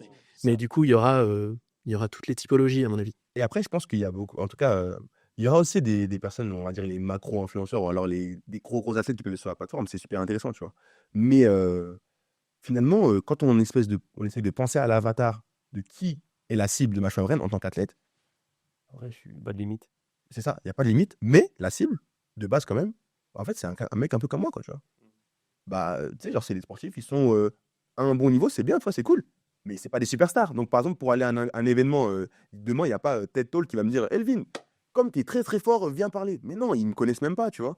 Donc, en gros, dans la localité, j'ai un petit peu de crédit, mais sinon, ils ne me connaissent pas. Et donc, c'est pour ça qu'il y a beaucoup de choses qui peuvent se passer sur la partie locale et sur les réseaux. Je pense que c'est les deux gestions. En gros, elle essaie de la région et elle essaie des autres. Et du coup, ils le connaissent pas, mais par contre, ceux qui le connaissent, ils le suivent à fond. Ouais. Et c'est pour ça que l'engagement, il est important. Même là, on en a, ils sont en Pro A ou même en Euroleague. Bah, là, si on dit non à la plupart des gens, ils vont pas savoir qui c'est. Par contre, Après, il a fait le concours de dingue. ceux qui le. Non, mais Non, pas moi. Bah, je pense là, quelqu'un qui est en Pro A et tout. En premier, les amis. Mais quelqu'un qui est en Pro A et tout ça, on est plus au niveau français, même Euroleague et tout. Ouais. Si on dit son nom, bah, les gens, on se rend compte, hein, personne connaît. Si je te dis ça, Par il dit. Ah oui. Ouais, mais Axel, il fait du basket. Ouais, et par contre, bah, du coup, ceux qui le suivent, lui, ils ont un engagement de dingue. Ouais. Donc c'est ça, c'est pas la course au nombre de followers, c'est la course à l'engagement plus souvent. Ouais, bien sûr. Et c'est pour ça que ça marche. Et tu te rappelles la question que tu avais posée à la base pour arriver jusque-là? Oui. Oh, je me rappelle. Attends. Les canaux? Non, je vais montrer mon expérience quand même. Attention. Et donc, quand j'ai essayé de construire tout ce projet-là, j'ai eu la chance de venir et de faire un stage à Caen. Donc, on a fait notre stage de préparation ici au basket. On a fait ici à Caen. Et donc, je rencontre une personne que je remercie, qui s'appelle Samba. Donc, c'est celui qui fait Data Dunk 3-3. Ok. Samba. Samba. Que j'ai invité, qui m'a toujours pas répondu. Ah merde. Somebody. Mais bref. Non, vraiment, enfin, c'est. Au début, c'est vraiment quelqu'un qui m'a vraiment beaucoup poussé, beaucoup aidé. Ça, c'est vraiment, tu vois. Et donc, je le rencontre. Et donc, je commence à parler avec lui. Et donc, on est au Mo, là, juste à côté. Et donc, il monte sur mon ordi, là, sur mon Mac. Je lui demande, ouais, je vais faire ça, et trucs. Non, c'était un peu l'idée que j'avais. J'ai déjà il me conseille, ok, bah, il y a peut-être si ça, peut-être un peu ça, etc. Il me dit, bah, écoute, je connais un gars. Il est vraiment bon dans ce qu'il fait. Et franchement, honnêtement, moi, en tout cas, c'est un des gars à qui je fais le plus confiance, tu vois. Il me dit, comment il dit, ça s'appelle Mickaël Poifolle. Donc, moi, j'arrive, j'étais en déplacement pour aller dans, je sais pas, j'étais en déplacement pour aller à un match. C'était la question il y a 1 heure, ça. C'est ça, exactement. Mais la question, est-ce que tu te rappelles de la question? Et donc, j'arrive, Et donc, à ce moment-là, mon pitch n'était pas. Il était encore un peu. C'était très brouillon. Ouais. En fait, il comprenait juste l'intention, la manière dont je parle en vrai. Donc, je pense qu'on comprend ce que je veux dire, mais je suis pas le mec le plus. Je parle pas en mode ah oui, vous voyez. Tu vois, je parle un peu. Tout n'était pas encore câblé. C'est ça, tu vois, voilà, c'est ça. Et donc j'arrive, et donc je suis dans ma chambre d'hôtel comme ça, là. Ça va, tout mon gars François Hubo aussi. Mais ça à tout le monde. C'est mon premier podcast. Il était Ça, derrière Je en vais pas train pouvoir d'écouter. identifier tout le monde, là, mais c'est... donc voilà. Et donc, c'est comme ça. Et je suis sur mon ordi, je joue mon ordi et tout. Et moi, avant le truc, je prends un peu en stress, mais je me dis, vas-y, il faut que ce soit bien, tu vois, que ce soit bien. Et donc, je lui pitch le projet. Je me donne à fond, vraiment, je parle 1 heure, comme ça. Oui, mais ça, là. Je me bagarre. Et c'est comme ça que la rencontre s'est faite. Et puis après, je te laisse prendre cette partie-là. Allez, du coup, on se rencontre avec Kelvin, il me piche son projet. Du coup, je me dis, trop cool. Il y avait un projet, donc moi, j'étais chez mon T'es pas dit, ils ont complètement taré, c'est mort, vas-y. Non, j'ai trouvé le projet. En fait, ça m'a parlé direct. Moi, du coup, je fais basket aussi et tout. Ouais. Et en gros, donc moi, j'étais chez Normandie Incubation, donc incubateur de start-up, au cas où, pour rappeler pour les gens.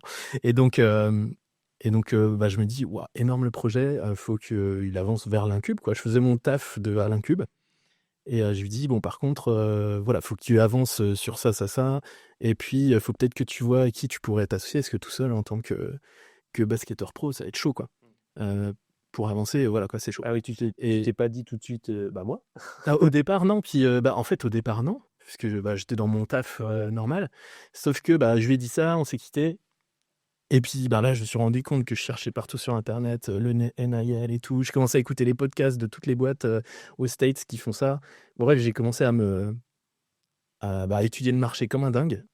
Et je me suis dit, putain, c'est ouf. Quoi. Bref, j'ai compris le truc. Et puis, on s'est revus après, quand t'es venu jouer là à Caen. Ok. Je sais plus. Je me rappelle plus, peut-être. En gros, ils sont venus jouer, Rouen a joué contre Caen. La fameuse victoire. J'ai vu son regard. Et Qui regarde la caméra. ouais, c'est... et du coup, le lendemain, on s'est vu. Je lui ai dit, vas-y, on se voit pendant que t'es là, c'est l'occasion. Et on s'est vu le lendemain matin à Kizenko, là. Donc, on a. Pour discuter, se voir en vrai. T'es déjà quand même. Et c'était déjà dit qu'on allait en soirée. Non, on s'est eu au téléphone. Je lui ai dit, écoute, je suis chaud, en gros. Et puis, on s'est revu vraiment en vrai, là. La première fois, c'était à ce match-là. Et on s'est dit, vas-y, moi, je me suis échauffé. On essaye de voir si on peut faire ça ensemble. Et puis là, ça a avancé. Donc, c'était début novembre, un truc comme ça. Donc, en gros, novembre-décembre, on a commencé à bosser ensemble. Ça matchait plutôt bien. Même très bien sur le... Je pense qu'on a un peu le même type de personnalité. Pas le même historique passé. Mais du coup, il y a beaucoup de résonance dans ce que tu dis sur moi, mon passé et tout. Donc, en fait, c'est peut-être pour ça. Et donc... et après, vacances de Noël, je me suis dit, vas-y, je réfléchis. Et puis, j'ai pris ma décision. Et puis, janvier, je suis arrivé, j'ai dit à Laurent, qui est le directeur de l'Incu, je dis, vas-y, j'ai demandé une rupture conventionnelle. Là, mais t'inquiète, je serai là. Je vais me lancer et tout, quoi. Et donc, c'est comme ça que c'est arrivé, et puis qu'on a décidé de monter ça ensemble. Ok. Bien joué, Elvin, pour le raccrochage du wagon. Et il se rappelait. Parce que toi, t'avais oublié ta question. Moi, j'ai posé d'autres questions entre deux, quoi. On a fait pas mal de tours. La plateforme, elle est déjà lancée? Non, pas encore. Ça va. Ça dépend, il sort quand le podcast? Il sort dans... Je crois qu'il y a 3-4 épisodes encore qui sont pas sortis. Donc vous allez sortir dans un mois et demi. Si, il est lancé, je crois. Un peu. L'objectif, on a un objectif, mais on sait que c'est pas toujours tenable, les objectifs de dev. Donc peut-être que oui, peut-être que non. Mais en tout cas, l'objectif, c'est de lancer fin juin, début juillet. Ok. Donc normalement, voilà, c'est à ce moment-là où il y aura... fin juillet, pour être là. Ouais, ce sera pas la plateforme totale, ce sera juste l'interface pour les athlètes, pour arriver à onboarder les athlètes comme il faut. Et après, aller avoir justement les données qu'il faut pour pouvoir aller discuter avec les marques. Donc, dans un mois, normalement, on devrait avoir quelque chose de... un mois et demi, on va dire, quelque chose de concret, en tout cas, à donner aux athlètes pour qu'ils puissent s'onboarder. Ok, donc ça se trouve, ça va sortir pile poil bien. Ce serait... ça serait cool. Ouais, ça serait ouf. Pourquoi on commence par les sportifs? En gros, le but, c'est vraiment de se dire... déjà, on envisage un peu tout, tu vois. Parce que les sportifs, ils vous recherchent, ils vous attendent. En fait, au final, il y a cette partie, c'est-à-dire que, genre, j'ai fait un petit test, en parlant aux personnes qui sont un peu proches de moi ou d'autres sportifs. Il n'y a pas une personne qui m'a donné un retour négatif, tu vois. Ouais. Mais c'était la même chose quand je parlais à un sponsor aussi, tu vois. Les seules personnes avec qui, pour l'instant, on n'a pas encore parlé, c'est les supporters. Et du coup, c'est ce qu'on va essayer de faire maintenant, justement, via les réseaux, via ça. Et c'est de savoir leur avis, en fait. Est-ce que c'est quelque chose que vous voulez ou alors peut-être vous n'en avez rien à faire, tu vois? Mais est-ce que vous voulez pouvoir donner votre avis, pouvoir montrer votre engagement ou pouvoir être entendu sur certaines choses, tu vois? Et à voir, tu vois? Mais en étant aussi moi supporter de certains athlètes, moi j'aimerais trop ça, tu vois? Enfin, avoir accès à des athlètes avec qui je peux pas parler, tu vois? Pour leur poser des questions, pour pouvoir. J'aimerais trop, tu vois? Et donc en gros, le but c'est qu'on commence par les sportifs pour l'instant et qu'après par la suite, on évolue très très vite vers les sponsors et vers les supporters, mais de manière officielle sur la plateforme. Sauf que de manière officieuse, on peut déjà le faire, ça. Ouais. On peut déjà aller voir, prendre toutes les informations qu'on a par rapport à un athlète, c'est ce qu'on fait maintenant. Donc, c'est donner beaucoup de questionnaires. On donne beaucoup de questionnaires. Désolé, là, je vous harcèle. Mais on donne beaucoup de questionnaires pour avoir récolté le plus d'informations possible pour que quand le sponsor il arrive, putain, mais en fait, j'ai pas besoin de parler 40 000 fois. Je peux directement savoir si ça match avec moi ou pas. Match ma brain. Je peux directement aller voir un supporter et je lui dire ok, écoute, toi, t'en penses quoi? Quel sportif t'aimes bien? Qu'est-ce qui te parlerait? T'aimerais voir qui dans ta localité? Quand tu vas voir le week-end, t'aimerais voir qui dans ton restaurant local pour parler avec lui, quoi? Il y a quoi comme dit que t'aimerais voir? Il y a quoi comme connexion que t'aimerais bien avoir, tu vois? On peut déjà faire ça juste en posant une question sur Instagram, tu vois? Et ce qu'on va essayer de faire, on va pas encore commencer pour l'instant, mais dans les prochaines semaines, ça arrive. Donc d'ici le podcast, normalement, ça va déjà commencer, j'espère. Et voilà, qu'en gros, c'est tester, voir ce qui se passe pour vraiment répondre à des vraies problématiques, tu vois. En gros, pour te dire, nous, Machin Rennes, du coup, c'est un projet qui a été créé par les athlètes pour les athlètes, tu vois. C'est vraiment un projet qui est par nous pour nous. Vraiment, c'est ça la mentalité. Les athlètes. Et ça, c'est toi, ça. C'est toi, ça. Ça, l'athlète. Mais donc, en gros, c'est vraiment cette partie-là. Donc, nous, ce que j'essaie de dire, en tout cas, c'est ce que je dis quand je parle aux athlètes, c'est que on est un outil qui est mis dans les mains d'un mouvement qui est bien plus grand. Ce mouvement-là, c'est la solidarité entre athlètes, tu vois. C'est ça le mouvement. Parce qu'on a plein de problèmes en commun. Là, je te parle de la collaboration, mais on en a 40 000 des problèmes, tu vois. N'empêche que vous sortiez un an et vous alliez au JO. Allez, attention. Vous êtes obligé de regarder 2028, là. Ouais. Bah non. Attends, j'ai pas compris, en fait. Parce qu'en 2028, c'est JO de sort de un an. Si vous étiez sorti il y a un an. Non, le truc, là, c'est ce que vous faisiez d'un coup, là. Mais ce qui est cool, c'est que même maintenant, on a vu que malgré les JO, tu vois, malgré Victor Wembanyama, quand même,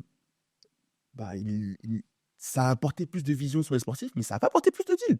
Je veux dire, moi, il y a pas les 5%, il y a c'est 5%, quoi, tu vois. Donc c'est intéressant de voir que même avec les JO, qui est la plus grosse chose qui peut arriver dans le monde du sport, de nos jours, je sais pas si tu as vu un peu ce qui se passe avec les sportifs, on va dire les basketteurs. Tu as des basketteurs qui vont aux États-Unis, il y a une fuite de talent qui est énorme, tu vois, avec des articles qui sortent. Genre, tu as des joueurs qui sont en Pro A, qui ont un statut en Pro A, qui ont un rôle dans une équipe de Pro A, qui sont jeunes et qui vont aux États-Unis. Oui, mais ça, c'est parce que c'est aussi normal. Tu te dis, il va faire.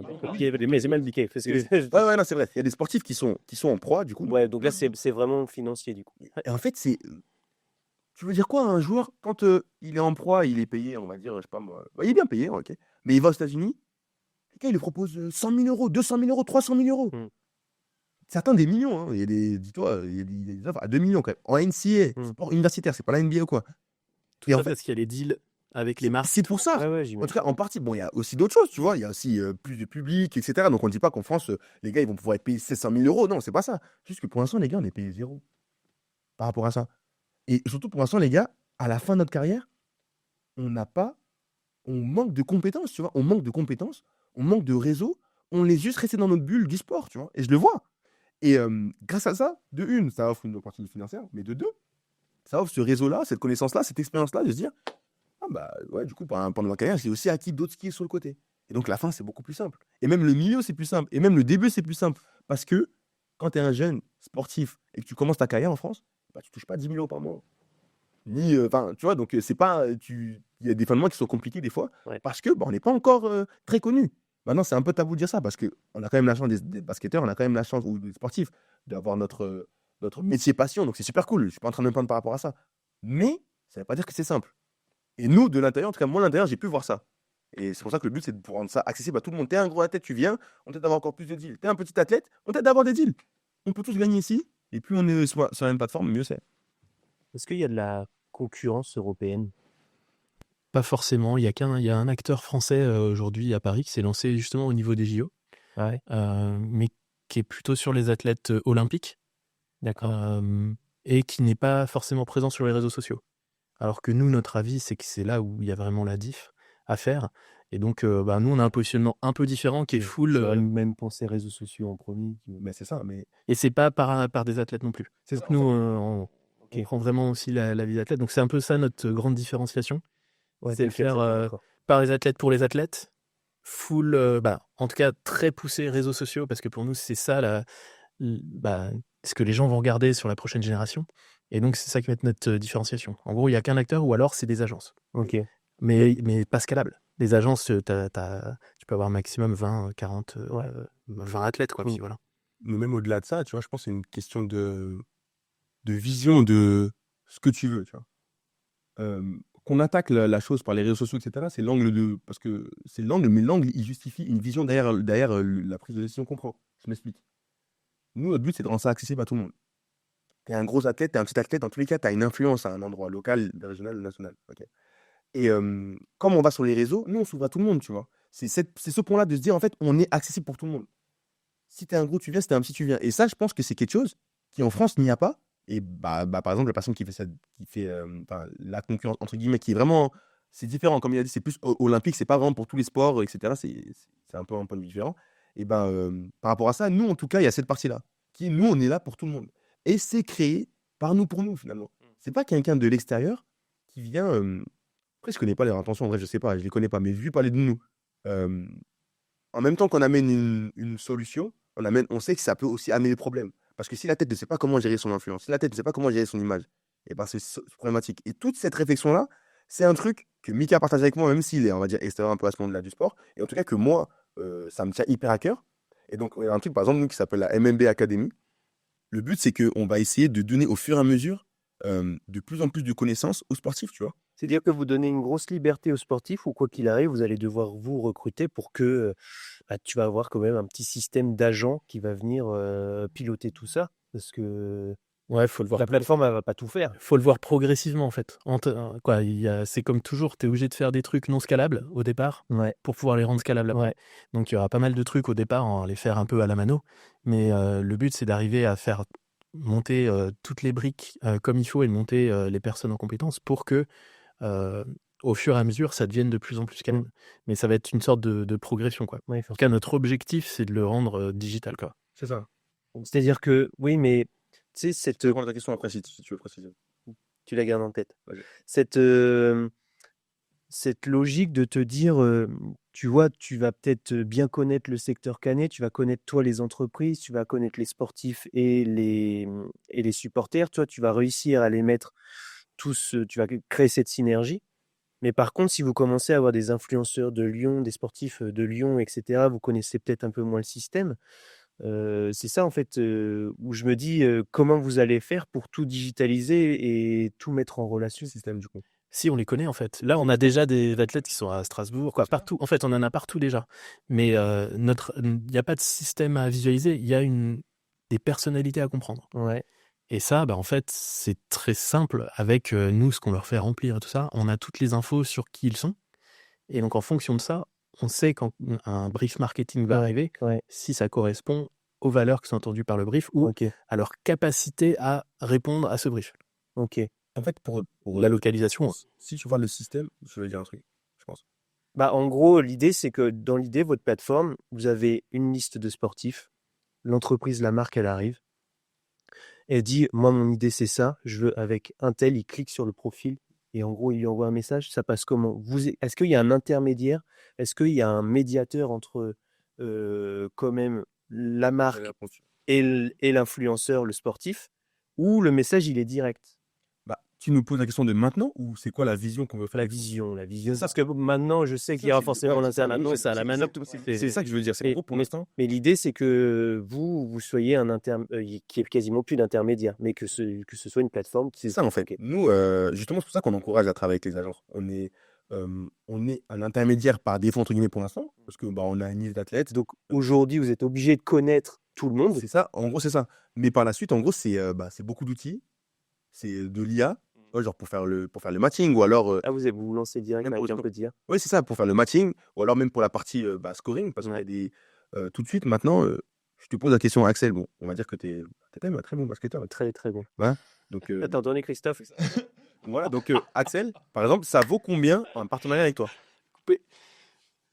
Imagine, après, toi, t'as une page quand même, donc tu sais à peu près plus. Mais c'est quoi le prix pour une story ou un. Ouais, des fois, il y a des trucs de fou. Des fois, tu brilles hein, sur ces prix-là, mais on s'en fout. Ouais, on dit, vas-y, on dit 1000 balles. En fait, ce que je veux dire, c'est que, en tout cas, moi, quand je me pose la question, bah, je sais pas, en fait. Ah non, c'est J'en sais rien. Ça dépend de ce qui se passe. Parce que, par exemple, moi, les sportifs, quand ils font un bon match, et ben après, leur nombre de vues sur Instagram, ils font x4, x5. Tu vois, quand j'étais au Star Game, j'ai eu la chance de faire ça. Pendant 3 jours, 4 jours, j'ai fait 4 fois mon nombre de vues, tu vois, sur Instagram. Donc, au final, ça dépend aussi de la période, ça dépend de quand, comment.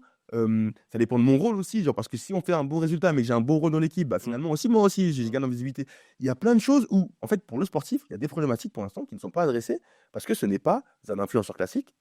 Moi, j'aime bien le terme influenceur, athlète qui a de l'influence, tu vois. Mais si ça n'a pas la communauté, on peut changer, c'est pas grave. Mais en gros, c'est ça, c'est de marquer cette différence-là, tu vois. Et donc, pour répondre à ta question sur la partie agence, et ben, au début, nous, on fait cet intermédiaire-là parce qu'on connaît plus les personnes, mais le but, c'est de passer par la plateforme, la technique, l'IA, le scoring, et qu'après, c'est tout, quoi, tu vois. Ok. Mais aujourd'hui, on les connaît, Ouais, voilà, c'est ça. et demain, on les connaîtra aussi. Ouais. Mais ce sera, on aura notre connaissance en base de données, quoi. Tu vois. Aujourd'hui, c'est plus avec nos cerveaux, mais demain, c'est avec la base de données. Mais ça n'aura pas de différence sur la connaissance des athlètes. Et on n'a pas encore créé l'outil aussi, finalement. Donc, au final, si on l'aurait déjà, même avec ce qu'on connaît, on l'a déjà fait, mais on n'a pas l'outil. Cette partie scoring, tu as parlé de scoring. Sur quoi ça se base? 40 000 trucs. Hein. Bah, tu connais les différents types de données. Ouais. Je sais pas s'il faut qu'on donne nos recettes. Ah ouais, c'est vrai. Je suis en train de me dire, tu vois, je sais pas. En gros, agglomérer plein de données qui vont nous permettre de savoir. Je me posais la question cette fois. Mais on s'en fout, non, t'inquiète. Mais en tout cas, on va agglomérer pas mal de données qui vont nous permettre de dire Axel, son poste, il vaut 1000. Okay. Elvin, son poste, il vaut, je vais dire plus quand même, 1008. J'en sais rien, je dis une connerie. Ou alors 200 balles. Ou, non, mais tu vois, je dis n'importe quoi. Mais tu vois ce que je veux dire, tellement vexé.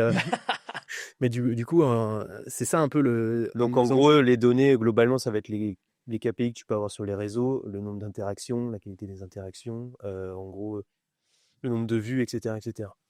Voilà, et plus autres. Mais pour les parties réseaux. J'imagine qu'il y a forcément tout ce que je dirais. Ok.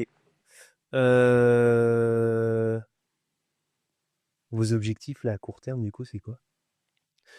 Bah là, on vient d'en faire un aujourd'hui. Ouais, du coup. Là, on vient aujourd'hui, 22 mai. 22 mai, on passait. Moi, je bossais chez Normandie Incubation, donc j'ai quitté le 30 avril. Et aujourd'hui, le 22 mai, on passait le comité de Normandie Incubation pour pouvoir rentrer dans l'incubateur. Et donc, c'était notre premier pitch à tous les deux en live. On l'avait encore jamais fait en vrai, parce qu'on est en visio plus clairement et tout. Et ça s'est plutôt bien passé. Du coup, on a été accepté. Donc là, on va rentrer normalement chez Normandie Incubation. Il faut encore la validation du bureau de l'incubateur. Mais ouais, sur le papier, vous commencez quand? Sur le papier, bah là, se mettre en juin, quoi, tu vois, tant que ça se fasse. Mais du coup, déjà, c'est les premières étapes. On est accepté à l'incubateur. Donc, on va avoir aussi un autre réseau qui va nous aider. Et puis, un peu de financement et tout ça. Ouais, la partie financement, vous devez lever tout de suite? Non. L'objectif, c'est de lever dans 1 an. Ouais. Idéalement. Et un produit un peu plus fini. Voilà, puis d'avoir une bonne communauté et tout ça. Et au départ, de plutôt le financer avec nous, ce qu'on va apporter, plus des financements plus publics. Okay. Au départ, parce qu'il y a pas mal d'aides. À partir du moment où tu as une entreprise innovante, tu peux avoir pas mal d'aides quand même. Si, bien sûr, on est par cœur, de toute façon. Ouais, mais après, bah, ça empêche rien. Il faut être convaincant quand même. Au contraire, je pense qu'on a moins de passe-droit, peut-être, potentiellement, je sais pas. Mais en tout cas, voilà, faut qu'on soit convaincant pour avoir ces financements publics-là. Ça nous permettra d'avancer comme il faut. Et puis après, de viser peut-être une levée d'ici 1 an, 1 an et demi. 1 an et demi, je pense. Comment tu vas gérer ta double carrière, toi? Très bonne question. Très bonne question. Juste une petite interlude sur le pitch qu'on a fait au Normandie Incubation. Faut le dire quand même. Non, alors, c'était mon premier pitch devant des investisseurs, tout ça. Et moi, il faut savoir qu'il y avait des business angels déjà. Ah ouais, bah, c'est oui, il y a ceux, en tout cas, il y a ceux qui nous font les prêts, ça je sais. Ah ouais? Il y a avait. Bah non, t'as tout le réseau. Donc en fait, t'as des business angels, t'as des entrepreneurs, t'as des banques, t'as BP Santé, t'as la région. Okay. T'as tout le monde qui est là. Et moi, malheureusement, j'ai arrêté l'école tôt finalement. Genre, même si j'ai kiffé trop l'école, moi, paradoxalement, c'est vraiment un truc que je kiffais, tu vois. Surtout les SVT. Ouais. Mais non, c'est trop bien. Et donc, mais du coup, ça fait longtemps que j'ai pas fait apprendre une présentation, tu parles devant des gens, etc. Tu vois. Et donc, tout à l'heure, quand j'arrive, bon, moi, déjà, je me suis préparé comme si c'était un match, tu vois. Genre, j'ai fait la même routine de match avant le truc. Et en tout cas, c'était grave. C'était une première expérience qui était vraiment grave cool. Et, visiblement, on a bien réussi. Et voilà, aussi juste pour dire ça. Donc, ça a l'air aussi. Il faut le dire quand même, et on lui a dit que c'était un des meilleurs pitchs que Mais les gens avaient vu quand Elvin a parlé, quoi. Donc, non, quand même, énorme. Quand transpire un peu, quoi. Sur le moment, en vrai, ouais. Je pense que ce truc, c'est que j'ai dû peut-être parler un peu trop vite, comme d'hab, comme maintenant, quoi. Mais sinon, à part ça, en vrai, visiblement, s'ils ont bien reçu, c'est cool, je pense, en tout cas. Vous allez faire des golfeurs? Vous connaissez Another Swing? C'est des anciens Wallais. Ah, ok. Ah, des golfeurs. Another Swing, c'est une entreprise qui est passée sur le podcast. J'arrive toujours à faire des liens avec les épisodes maintenant. Ils font des balles reconditionnées. En fait, ils vont dans les étangs de tous les golfs, ils récupèrent les balles, paf. Et eux, je pense qu'ils seraient pas mal chauds pour faire un peu de partenariat avec des sportifs. En fait, là, on commence par le basket parce que c'est facile, et puis on voit qu'il y a un besoin, tout ça, donc on est en train de commencer. Perso, un peu plus quand même. Oui, carrément. Ouais. Et du coup, on commence par ça, mais le but, c'est pas de se cantonner au basket, c'est de vite ouvrir d'autres sports. Ouais. Donc après, là, on va commencer à regarder aussi les autres sports, c'est lesquels les plus pertinents, donc il va falloir qu'on comprenne où est-ce que ça répond mieux, mais potentiellement, en fait, tous les sports vont être intéressants. À Camille Hermé, moi, de l'escrime. Comme ça. Carrément. Hop là, elle a tapé stade. Salut Camille. Je pense à lui. Pour moi, en vrai, je pense qu'on va faire aussi beaucoup en fonction de la demande, tu vois. Genre, nous, on est vraiment dans ce truc-là de. On commence par le basket. On a dit ça parce que c'est le sport qu'on connaît mieux, vu que c'est le mien, tu vois. C'est le nôtre même. À nous trois ici. Mais s'il y a une grosse demande et s'il y a vraiment beaucoup de sportifs qui sont intéressés par ça, ou il y a beaucoup dans d'autres sports, ou beaucoup d'entreprises qui sont intéressées par les sportifs dans d'autres sports, en fait, finalement, nous, on est en mode, on est là pour répondre à vos besoins, finalement, les gars. Et surtout, ce que je dis aux athlètes, c'est on est là pour répondre à vos problèmes. Si maintenant, il y a grave des golfeurs qui sont intéressés par ça, let's go. Si maintenant, il y a grave des. Tu vois, nous, on fait en fonction de la demande pour vraiment répondre à un problème, quoi. Les entrepreneurs, ils traînent dans le milieu du golf. Ah oui, c'est sûr. Mais c'est pour ça que nous, ce qu'on dit, c'est qu'on commence aussi par les athlètes. En fait, notre priorité, c'est les athlètes. Oui, ils vous font un catalogue. Si on fait le truc bien et qu'on répond vraiment à toutes leurs demandes, forcément, ça va attirer d'autres typologies de sport. Mais en tout cas, c'est notre prio, c'est ce qu'on dit, fais pas la tête pour les athlètes parce que c'est leur problématique qui compte. Et après, bien sûr, on va aller voir les marques et tout, mais en tout cas, on se focus vraiment sur les athlètes. Comment vous rémunérez, vous, concrètement? Comment vous faites? Au début, votre modèle économique? Au début, classique, on va prendre une commission sur ce qui passe par nous parce que c'est quand même du taf, puis de faire la plateforme. Un barème, j'imagine, en fonction du montant? Ça peut dépendre. Ça va, on va faire, au début, je pense qu'on va faire une com fixe comme ça pour voir. Et puis, c'est évolutif, tu sais, tout change tout le temps de toute façon. Donc, on va mettre une commission au départ. Après, l'objectif potentiel, c'est d'amener une sorte d'abonnement aussi au bout d'un moment quand l'outil sera assez pertinent. Parce qu'on va amener pas mal d'outils pour les athlètes. Mais en tout cas, c'est free pour les athlètes et la com sera sur la marque pour justement cette mise en relation qui est compliquée aujourd'hui. Et après, pourquoi pas d'amener des abonnements justement pour réduire à balle les commissions si ils savent qu'ils veulent faire plus de récurrence et tout ça. En fait, nous, le but, c'est de se dire, quand les athlètes ils gagnent, on gagne. Quand ils perdent, nous, on gagne rien, quoi, tu vois. Donc, en gros, c'est vraiment, peu importe la manière dont ça va évoluer, parce qu'on est au tout début du projet, quoi, tu vois, on viendrait dans l'incubateur. Donc, il y a plein de choses qu'on dit maintenant. Dans un an, ça sera. Par contre, la mentalité derrière, ça reste celle-là. C'est de se dire, on veut qu'on soit accessible. Donc, dans tous les cas, si, imaginons, il y a un truc qui est payant, ça va pas empêcher l'accessibilité. Et dans tous les cas, le but, c'est vraiment de gagner que quand l'athlète gagne. Et l'athlète, il reste au milieu de tout ce système. Tu m'as parlé d'un pôle, pas un pôle associatif, mais en gros, tu m'as parlé de potentiellement travailler avec les réseaux. Ouais, cette partie-là, en fait, il faut savoir un truc. Bon, les athlètes, je suis désolé, je dis un peu une vérité. En fait, on est des flemmards, en vrai. Des fois, on est des flemmards. On dit qu'on est des travailleurs, en vrai, mais sur un truc, on est des flemmards, tu vois. Et sur le point de vue associatif, il y a plein d'athlètes qui seraient intéressés par faire donner de la visibilité à une association, faire des collaborations avec eux, aider un projet, etc. Sauf qu'on a la flemme, ou alors on prend pas le temps de le faire, ou alors avec le sport. Bref, ça se fait pas. Et au tout, c'est que je me dis, mais non, mais tout le monde on a tout le monde au même endroit.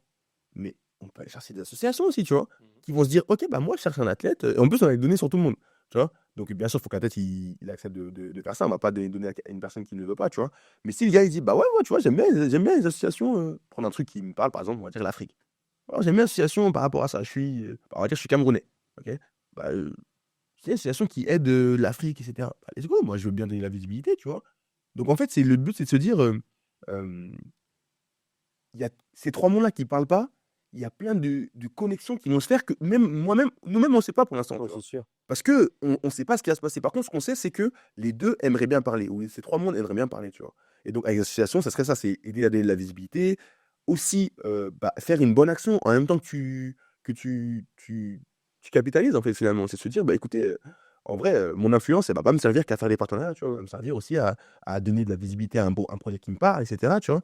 Donc, en vrai, tout ce pensant associatif, c'est un peu la même chose qu'avec les sponsors, sauf que, en vrai, nous, on a l'habitude, pour l'instant, en tout cas, de pitcher à des endroits où bah, il faut montrer que le business est rentable. Et après, une fois que le business est rentable, tu fais ce que tu veux, quoi, en fait, finalement. Donc, voilà. Donc, je parle beaucoup de la partie entreprise. Parce que l'association, c'est un truc qui me tient vraiment à cœur, quoi, tu vois. C'est pour ça que je dis sponsor, d'ailleurs, et que je dis pas entreprise. Parce que sponsor, ça peut être tout. Ouais, et ça permet aussi de rendre ça plus vertueux, quoi. Les réseaux sociaux, c'est assez parfois controversé aussi, et si on peut montrer qu'on est acteur du réseau social positif aussi, dans un sens, c'est plutôt cool, quoi. Et juste pour donner une image, là, pour l'instant, je vais prendre des stats de mon équipe ou des personnes que je connais, je vais générer ça au basket, ou au sport. Tu as peut-être un athlète sur 10 peut-être qui vraiment pousse une association sur ses réseaux. Je suis vraiment gentil si je dis ça, tu vois. C'est-à-dire, imagine que maintenant, on passe à 4 athlètes sur 10. Juste 4. Parce que du coup, ils prennent en compte leur image. T'imagines au niveau d'un sport, quel impact ça a, tu vois. C'est 400, 500, c'est des centaines de personnes, voire même peut-être des milliers de personnes qui font juste peut-être une story en plus, peut-être un post en plus par rapport à un truc. Mais pour le monde associatif, même pour ça a un impact de fou, tu vois. Genre, c'est au niveau de ce que ça va créer, c'est terrible. Et je le vois, nous, on a la chance, à Rouen, on fait un truc qui s'appelle des miges. Le nom, c'est Mission Intérêt Général. Mais en gros, on a un peu en C'est vrai que prison. c'est un peu bizarre. Le nom est un peu fou, mais la vertu derrière, elle est super cool. On va dans des écoles. On fait déjà un peu des collaborations avec le marché local. Et on va dans des écoles, par exemple, et on va parler avec eux, tu vois. On va à des associations, on va parler avec eux, tu vois. Nous, cette année, j'ai eu la chance de parler avec, j'ai oublié le nom. Un centre qui s'occupe du cancer pour la journée rose. Ah, je vais oublier. Centre Henri Becquerel. Et cette année, j'ai eu la chance de travailler avec le centre Henri Becquerel. Donc, je suis allé là-bas, j'ai fait une interview d'une personne, etc. Et, et en fait, en parlant avec les enfants, en parlant de ce centre-là, tu te rends compte que quand tu arrives, tu as un vrai impact, pas seulement financier, pas seulement au niveau de la visibilité, mais au niveau de se dire, putain, mais ces mecs, on les voit jamais, on les voit que. Et là, maintenant, ils sont là, tu vois. Qui leur refait la C'est journée. ça, en fait, tu vois. Et ça apporte une autre énergie aussi, tu vois. Est-ce qu'il y avait des. Je pense que j'ai fait presque tout. Ben, j'ai fait tout le tour, hein. Est-ce qu'il y avait des sujets que vous pensiez qu'on allait aborder qu'on n'a pas abordé? Mika, Dis-moi, je pense que c'est plus moi, j'ai beaucoup parlé. Mika, toi, c'est comment? Non, moi, je sais pas. Elvin, il a dit. Tu Oh, il y a m'as ça, présenté, toi, il y a ça. Ouais, Du je coup, connais, c'est un moi, j'avais déjà fait le podcast, donc je me suis déjà présenté. Je peux te parler au pire comme a dit Elvin, sur plus les valeurs, de comment je vois que ça colle avec Elvin, avec ce qu'il a raconté, au pire. Ouais, vas-y. Mais Allez, sur le raconte. côté, non, ça m'a beaucoup parlé ce qu'a dit Elvin sur le côté, je me sens un peu différent, j'osais pas et tout. Et je pense que moi, j'ai le même historique, en fait, d'avant. Et du coup, c'est pour ça que peut-être ça marche et qu'on est aussi positifs aussi tous les deux.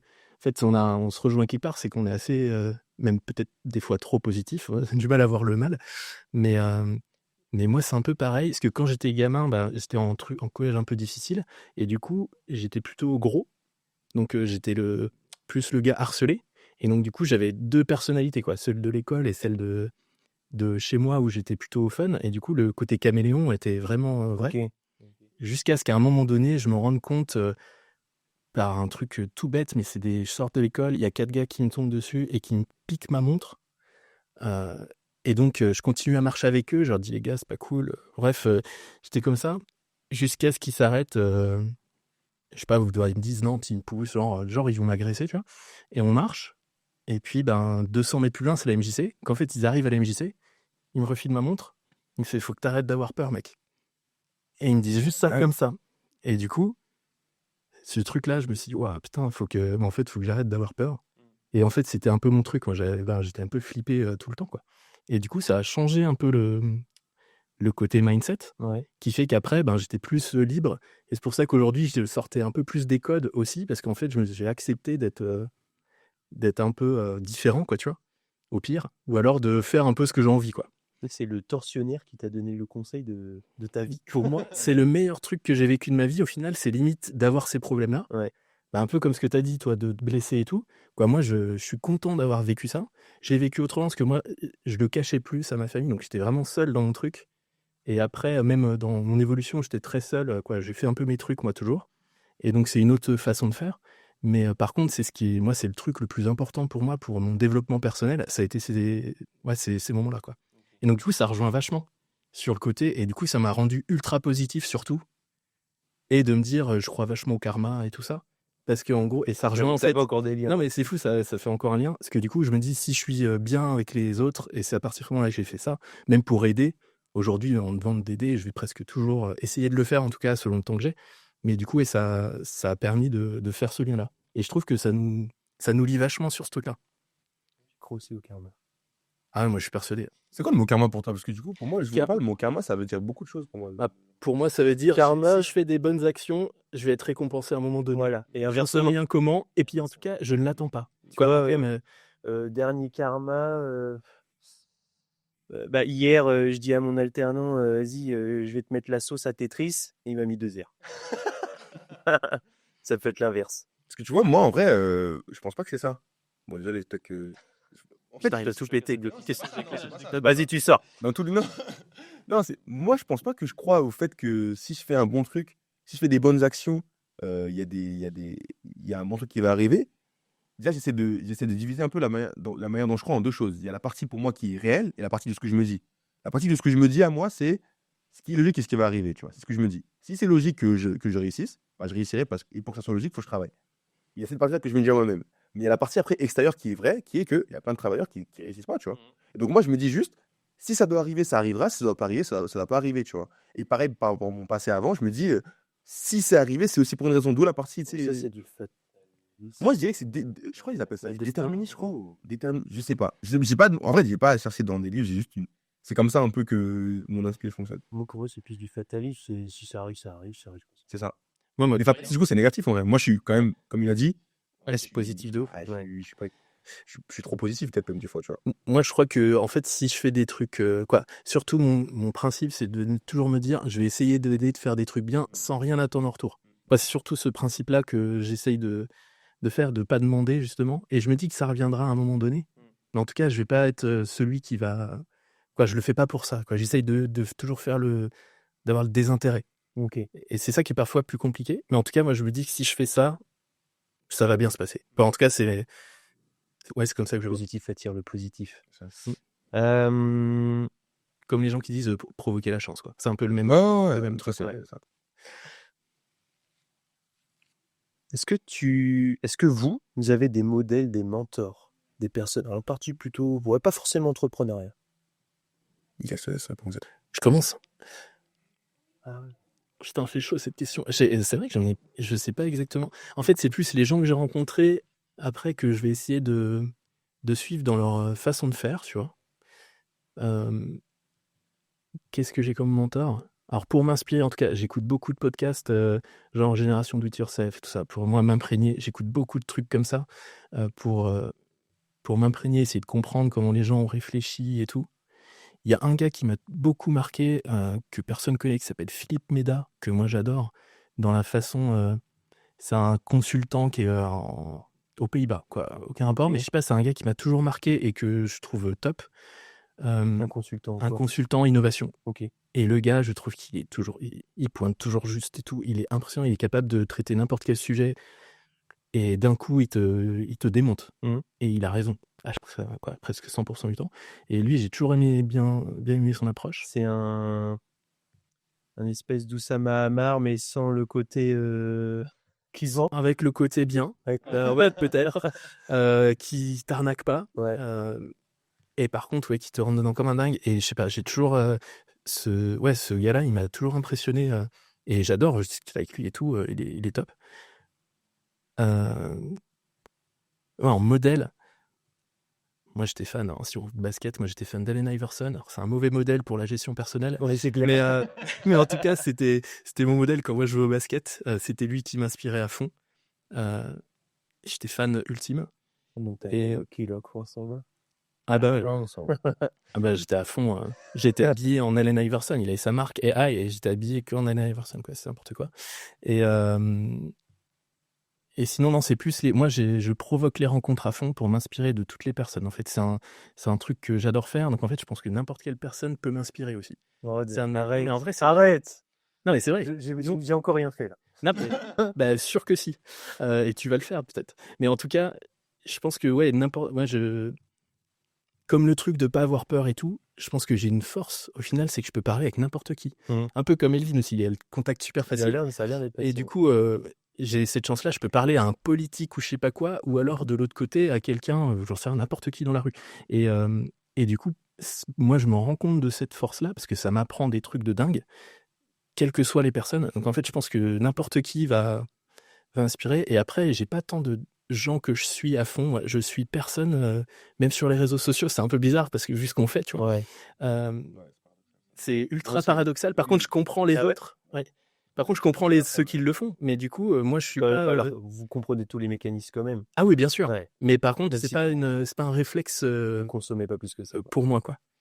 Et ouais, c'est assez bizarre. Bah, je pense pas que c'est si bizarre que ça, parce que en gros, je veux pas dire que j'ai pas consommé de réseaux sociaux, parce que je suis une génération, j'ai grandi sur ça, tu vois. Et j'ai toujours été plus YouTube. Moi, je pense que, genre, moi, je dis que j'ai arrêté l'école tôt, du coup, je dis que j'ai fait la YouTube Academy, tu vois. Là, j'ai tout appris. Et pareil que Mika, ça, par contre, c'est L'autodidacte. bah, enfin, les podcasts, Mm. pour ceux qui étaient avec moi quand j'étais à Lasvel, quand j'étais plus petit, ou... En fait, j'écoutais très peu de musique jusqu'à peut-être... J'écoute très peu de musique de manière générale, tu vois. Genre, parce que j'écoutais en tout cas beaucoup de podcasts tout le temps, en permanence, en permanence, en permanence. C'est-à-dire que mes écouteurs, il y avait toujours, j'avais mes écouteurs Beats comme ça, un casque que j'ai perdu 4 fois. Je le retrouve à chaque fois, du coup, c'est bien. Mais du coup, j'avais toujours des podcasts, ça peut être de tout. Ça parle de neurosciences, ça parle d'histoire, ça parle de basket, ça parle de. Donc, par rapport à ça, on va dire que c'est ça qui a un peu inspiré, genre, plein de choses. Mais pour répondre à ta question de base, qui était la partie modèle, si je dois vraiment dire un modèle, certes, j'ai beaucoup appris par rapport à YouTube. Et c'est vraiment. YouTube, c'est ma deuxième inspiration de toutes les personnes que j'ai regardées, tu vois. Je pense que la première inspiration, quand même, elle vient quand même de ma famille, tu vois.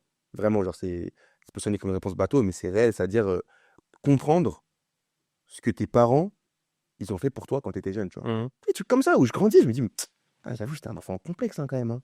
Putain, ils m'ont laissé être, tu vois. Ils n'ont pas étouffé ma personnalité, ou ils n'ont pas, tu vois, genre, comprendre le soutien que mon père m'a donné, tu vois. Comprendre le soutien que ma mère elle m'a donné, tu vois. Comprendre, chercher de l'inspiration dans ce que mon grand frère, il fait, tu vois. Dans ce que mon petit frère, il fait, dans ce que... Je suis très proche aussi de ma famille paternelle, donc du côté de ma tante. Et donc, par exemple, comprendre ce que ma tante, elle fait avec ses enfants, comprendre... Ça, c'est les choses où, en fait, ça me, ça m'inspire beaucoup. Et j'ai eu l'occasion, l'été dernier, pour la première fois, j'étais allé au Cameroun. Donc, Ok. j'étais jamais allé avant. Ok. Et quand je suis allé là-bas, en fait, je pense qu'il y a deux choses différentes. Tu as la motivation. Motivation, ça vient, ça part. Tu es là, tu en as plus, des fois, tu en as moins. C'est un peu comme les émotions, ça bouge.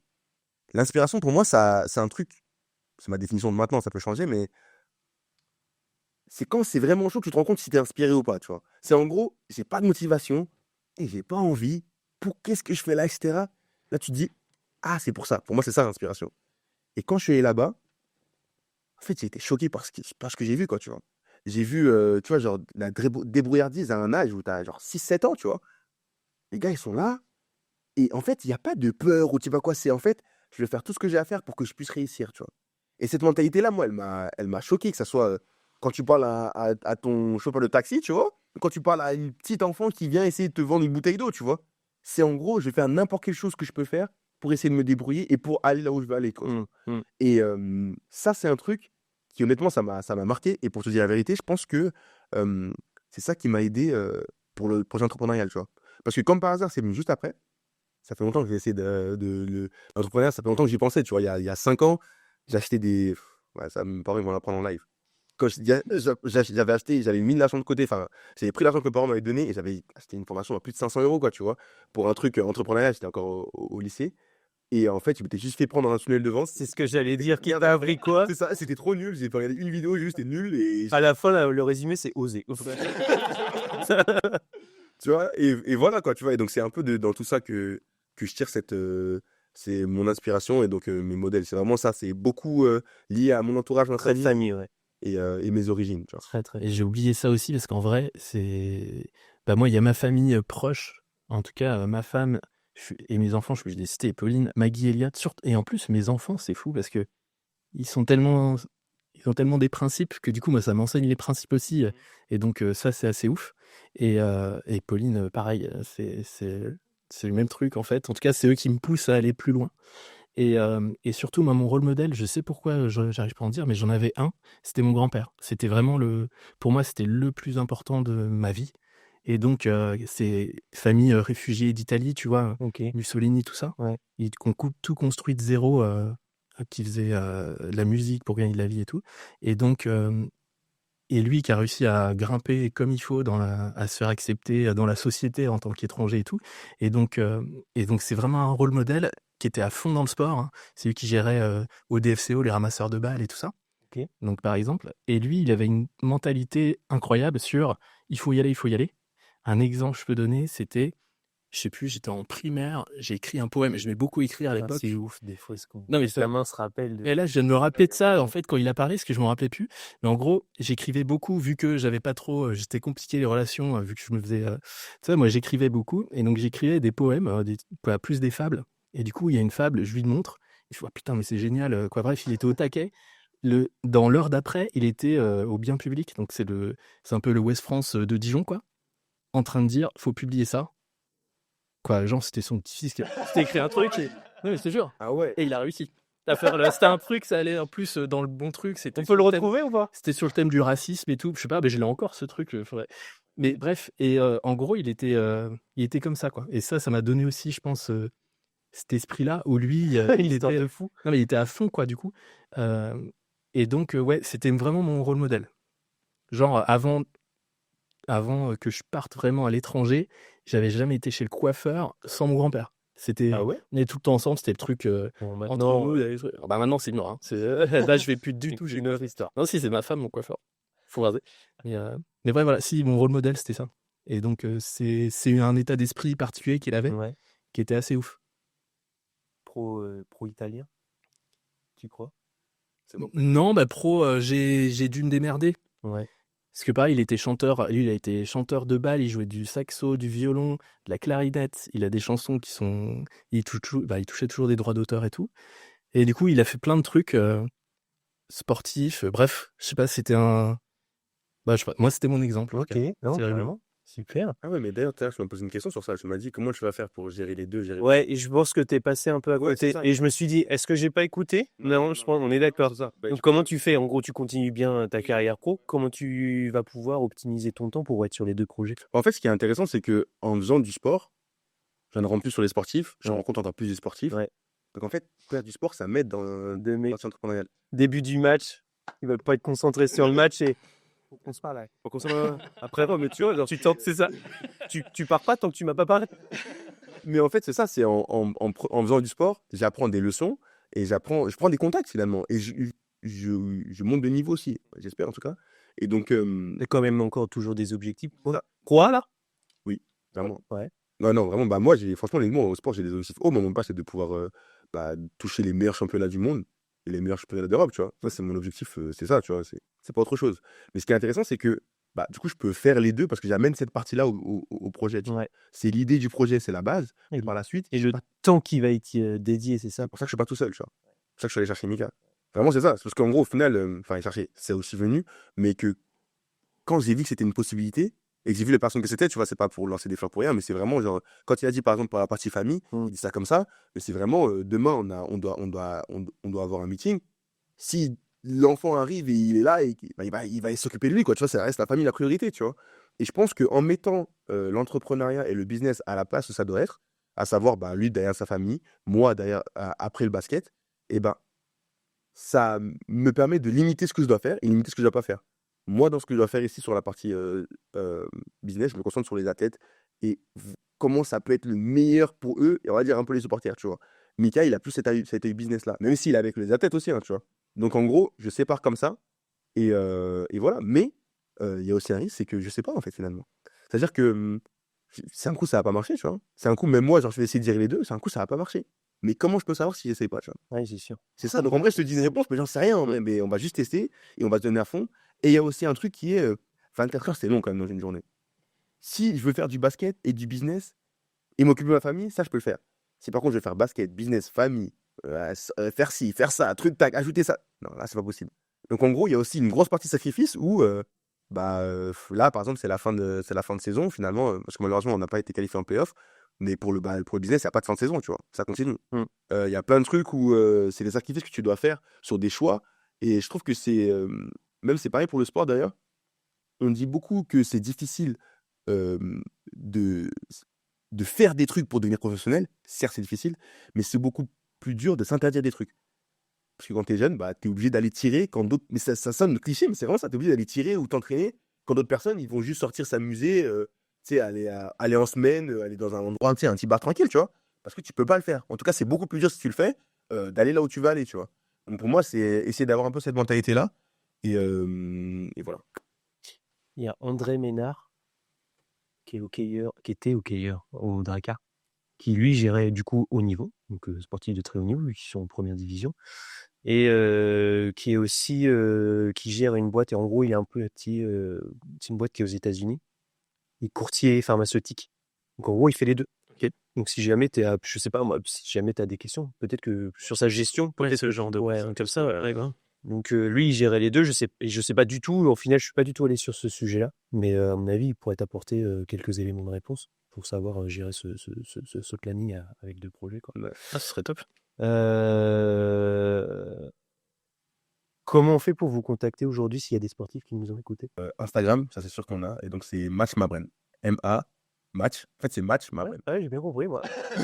Donc l'Insta est déjà lancé, ou? C'est avec un A, quoi. Ouais, le Insta est déjà lancé. Pas encore beaucoup de posts, hein, mais Ouais, pas du tout. Justement, on était en mode de. Non, on n'a pas lancé les posts et tout, mais on a juste créé La page. Ouais. C'est ça, on a créé le truc pour commencer à. Donc pour l'instant, c'est une page privée. Donc on suit que les sportifs et Ok. nous suivons en retour. Et par la suite, on va lancer la communication, du coup, cet été-là. Ouais. On va dire en juin, juillet. Et puis après, vous allez voir ma tête tout le temps, les gars. On va t'occuper de ça. Et moi, spécifiquement, souvent LinkedIn. Moi, c'est plus mon réseau de prédilection, c'est LinkedIn. Donc, ouais, on me retrouvera facilement via LinkedIn, quoi. Nickel, quoi. Et je suis en train de me dire, ça se trouve, j'ai augmenté mon histoire parce que je suis plus sûr que le truc a été publié. En vrai, de mon grand-père, là. Ouais. Donc, ça se trouve, il n'a pas été publié. Quel Je sais plus. Je suis en train de me demander si j'ai pas surjoué le truc. Je me rappelle. Non, mais en vrai, je suis plus sûr de moi, du coup, parce que ça date. Et je crois, là, j'ai un truc qui m'est revenu où il dit non, mais c'est n'importe quoi, pourquoi ils l'ont pas pris, quoi. Du coup, j'ai de revoir ça, parce que lui, il était persuadé. Il disait non, mais. Donc, en fait, je crois pas que c'était publié, mais en tout cas, il a fait tellement bien storyteller, il a C'est été que lui, jusqu'au bout, et à la fin, fallait le faire en off, ça. Je suis parti dans le truc. Fallait Ouais, le faire en off. ouais, Ouais, au non, contraire. peut-être, Mais non, je suis parti. Réel, il est très. Mais du coup, mais en gros, ça représentait la personnalité. Voilà. Mais oui, je crois pas que ça s'est publié. La Ou mémoire alors, qui fait défaut, c'est pas vrai. Disclaimer, moi aussi, j'ai menti sur tout ce que j'ai dit. Pas de Potter, je prends. Tout, les gars. ah, si vous l'avez vu shooter, c'est chaud. J'ai passé un très très bon épisode, les gars. Je suis très content de vous avoir reçu pour ce probablement dernier épisode de la saison. Hâte de voir ce que ça va donner, cette histoire. Je vais vous suivre de très près. J'espère que ceux qui nous ont écoutés ont passé un très bon épisode également, mais j'ai aucun doute aussi. Et moi, ce que je propose, c'est d'annoncer à tout le monde à bientôt pour un nouvel épisode de Qu'entrepreneur. Yes. Allez, encore un épisode de qualité. Si cet épisode t'a plu, tu peux lâcher un petit j'aime, tu peux t'abonner pour ne pas rater les prochains épisodes qui vont sortir, mais encore mieux, ce qui serait sympa, c'est que tu recommandes cet épisode à un de tes potes. C'est tout pour moi, du coup je te dis à bientôt pour un nouvel épisode de Qu'entrepreneur.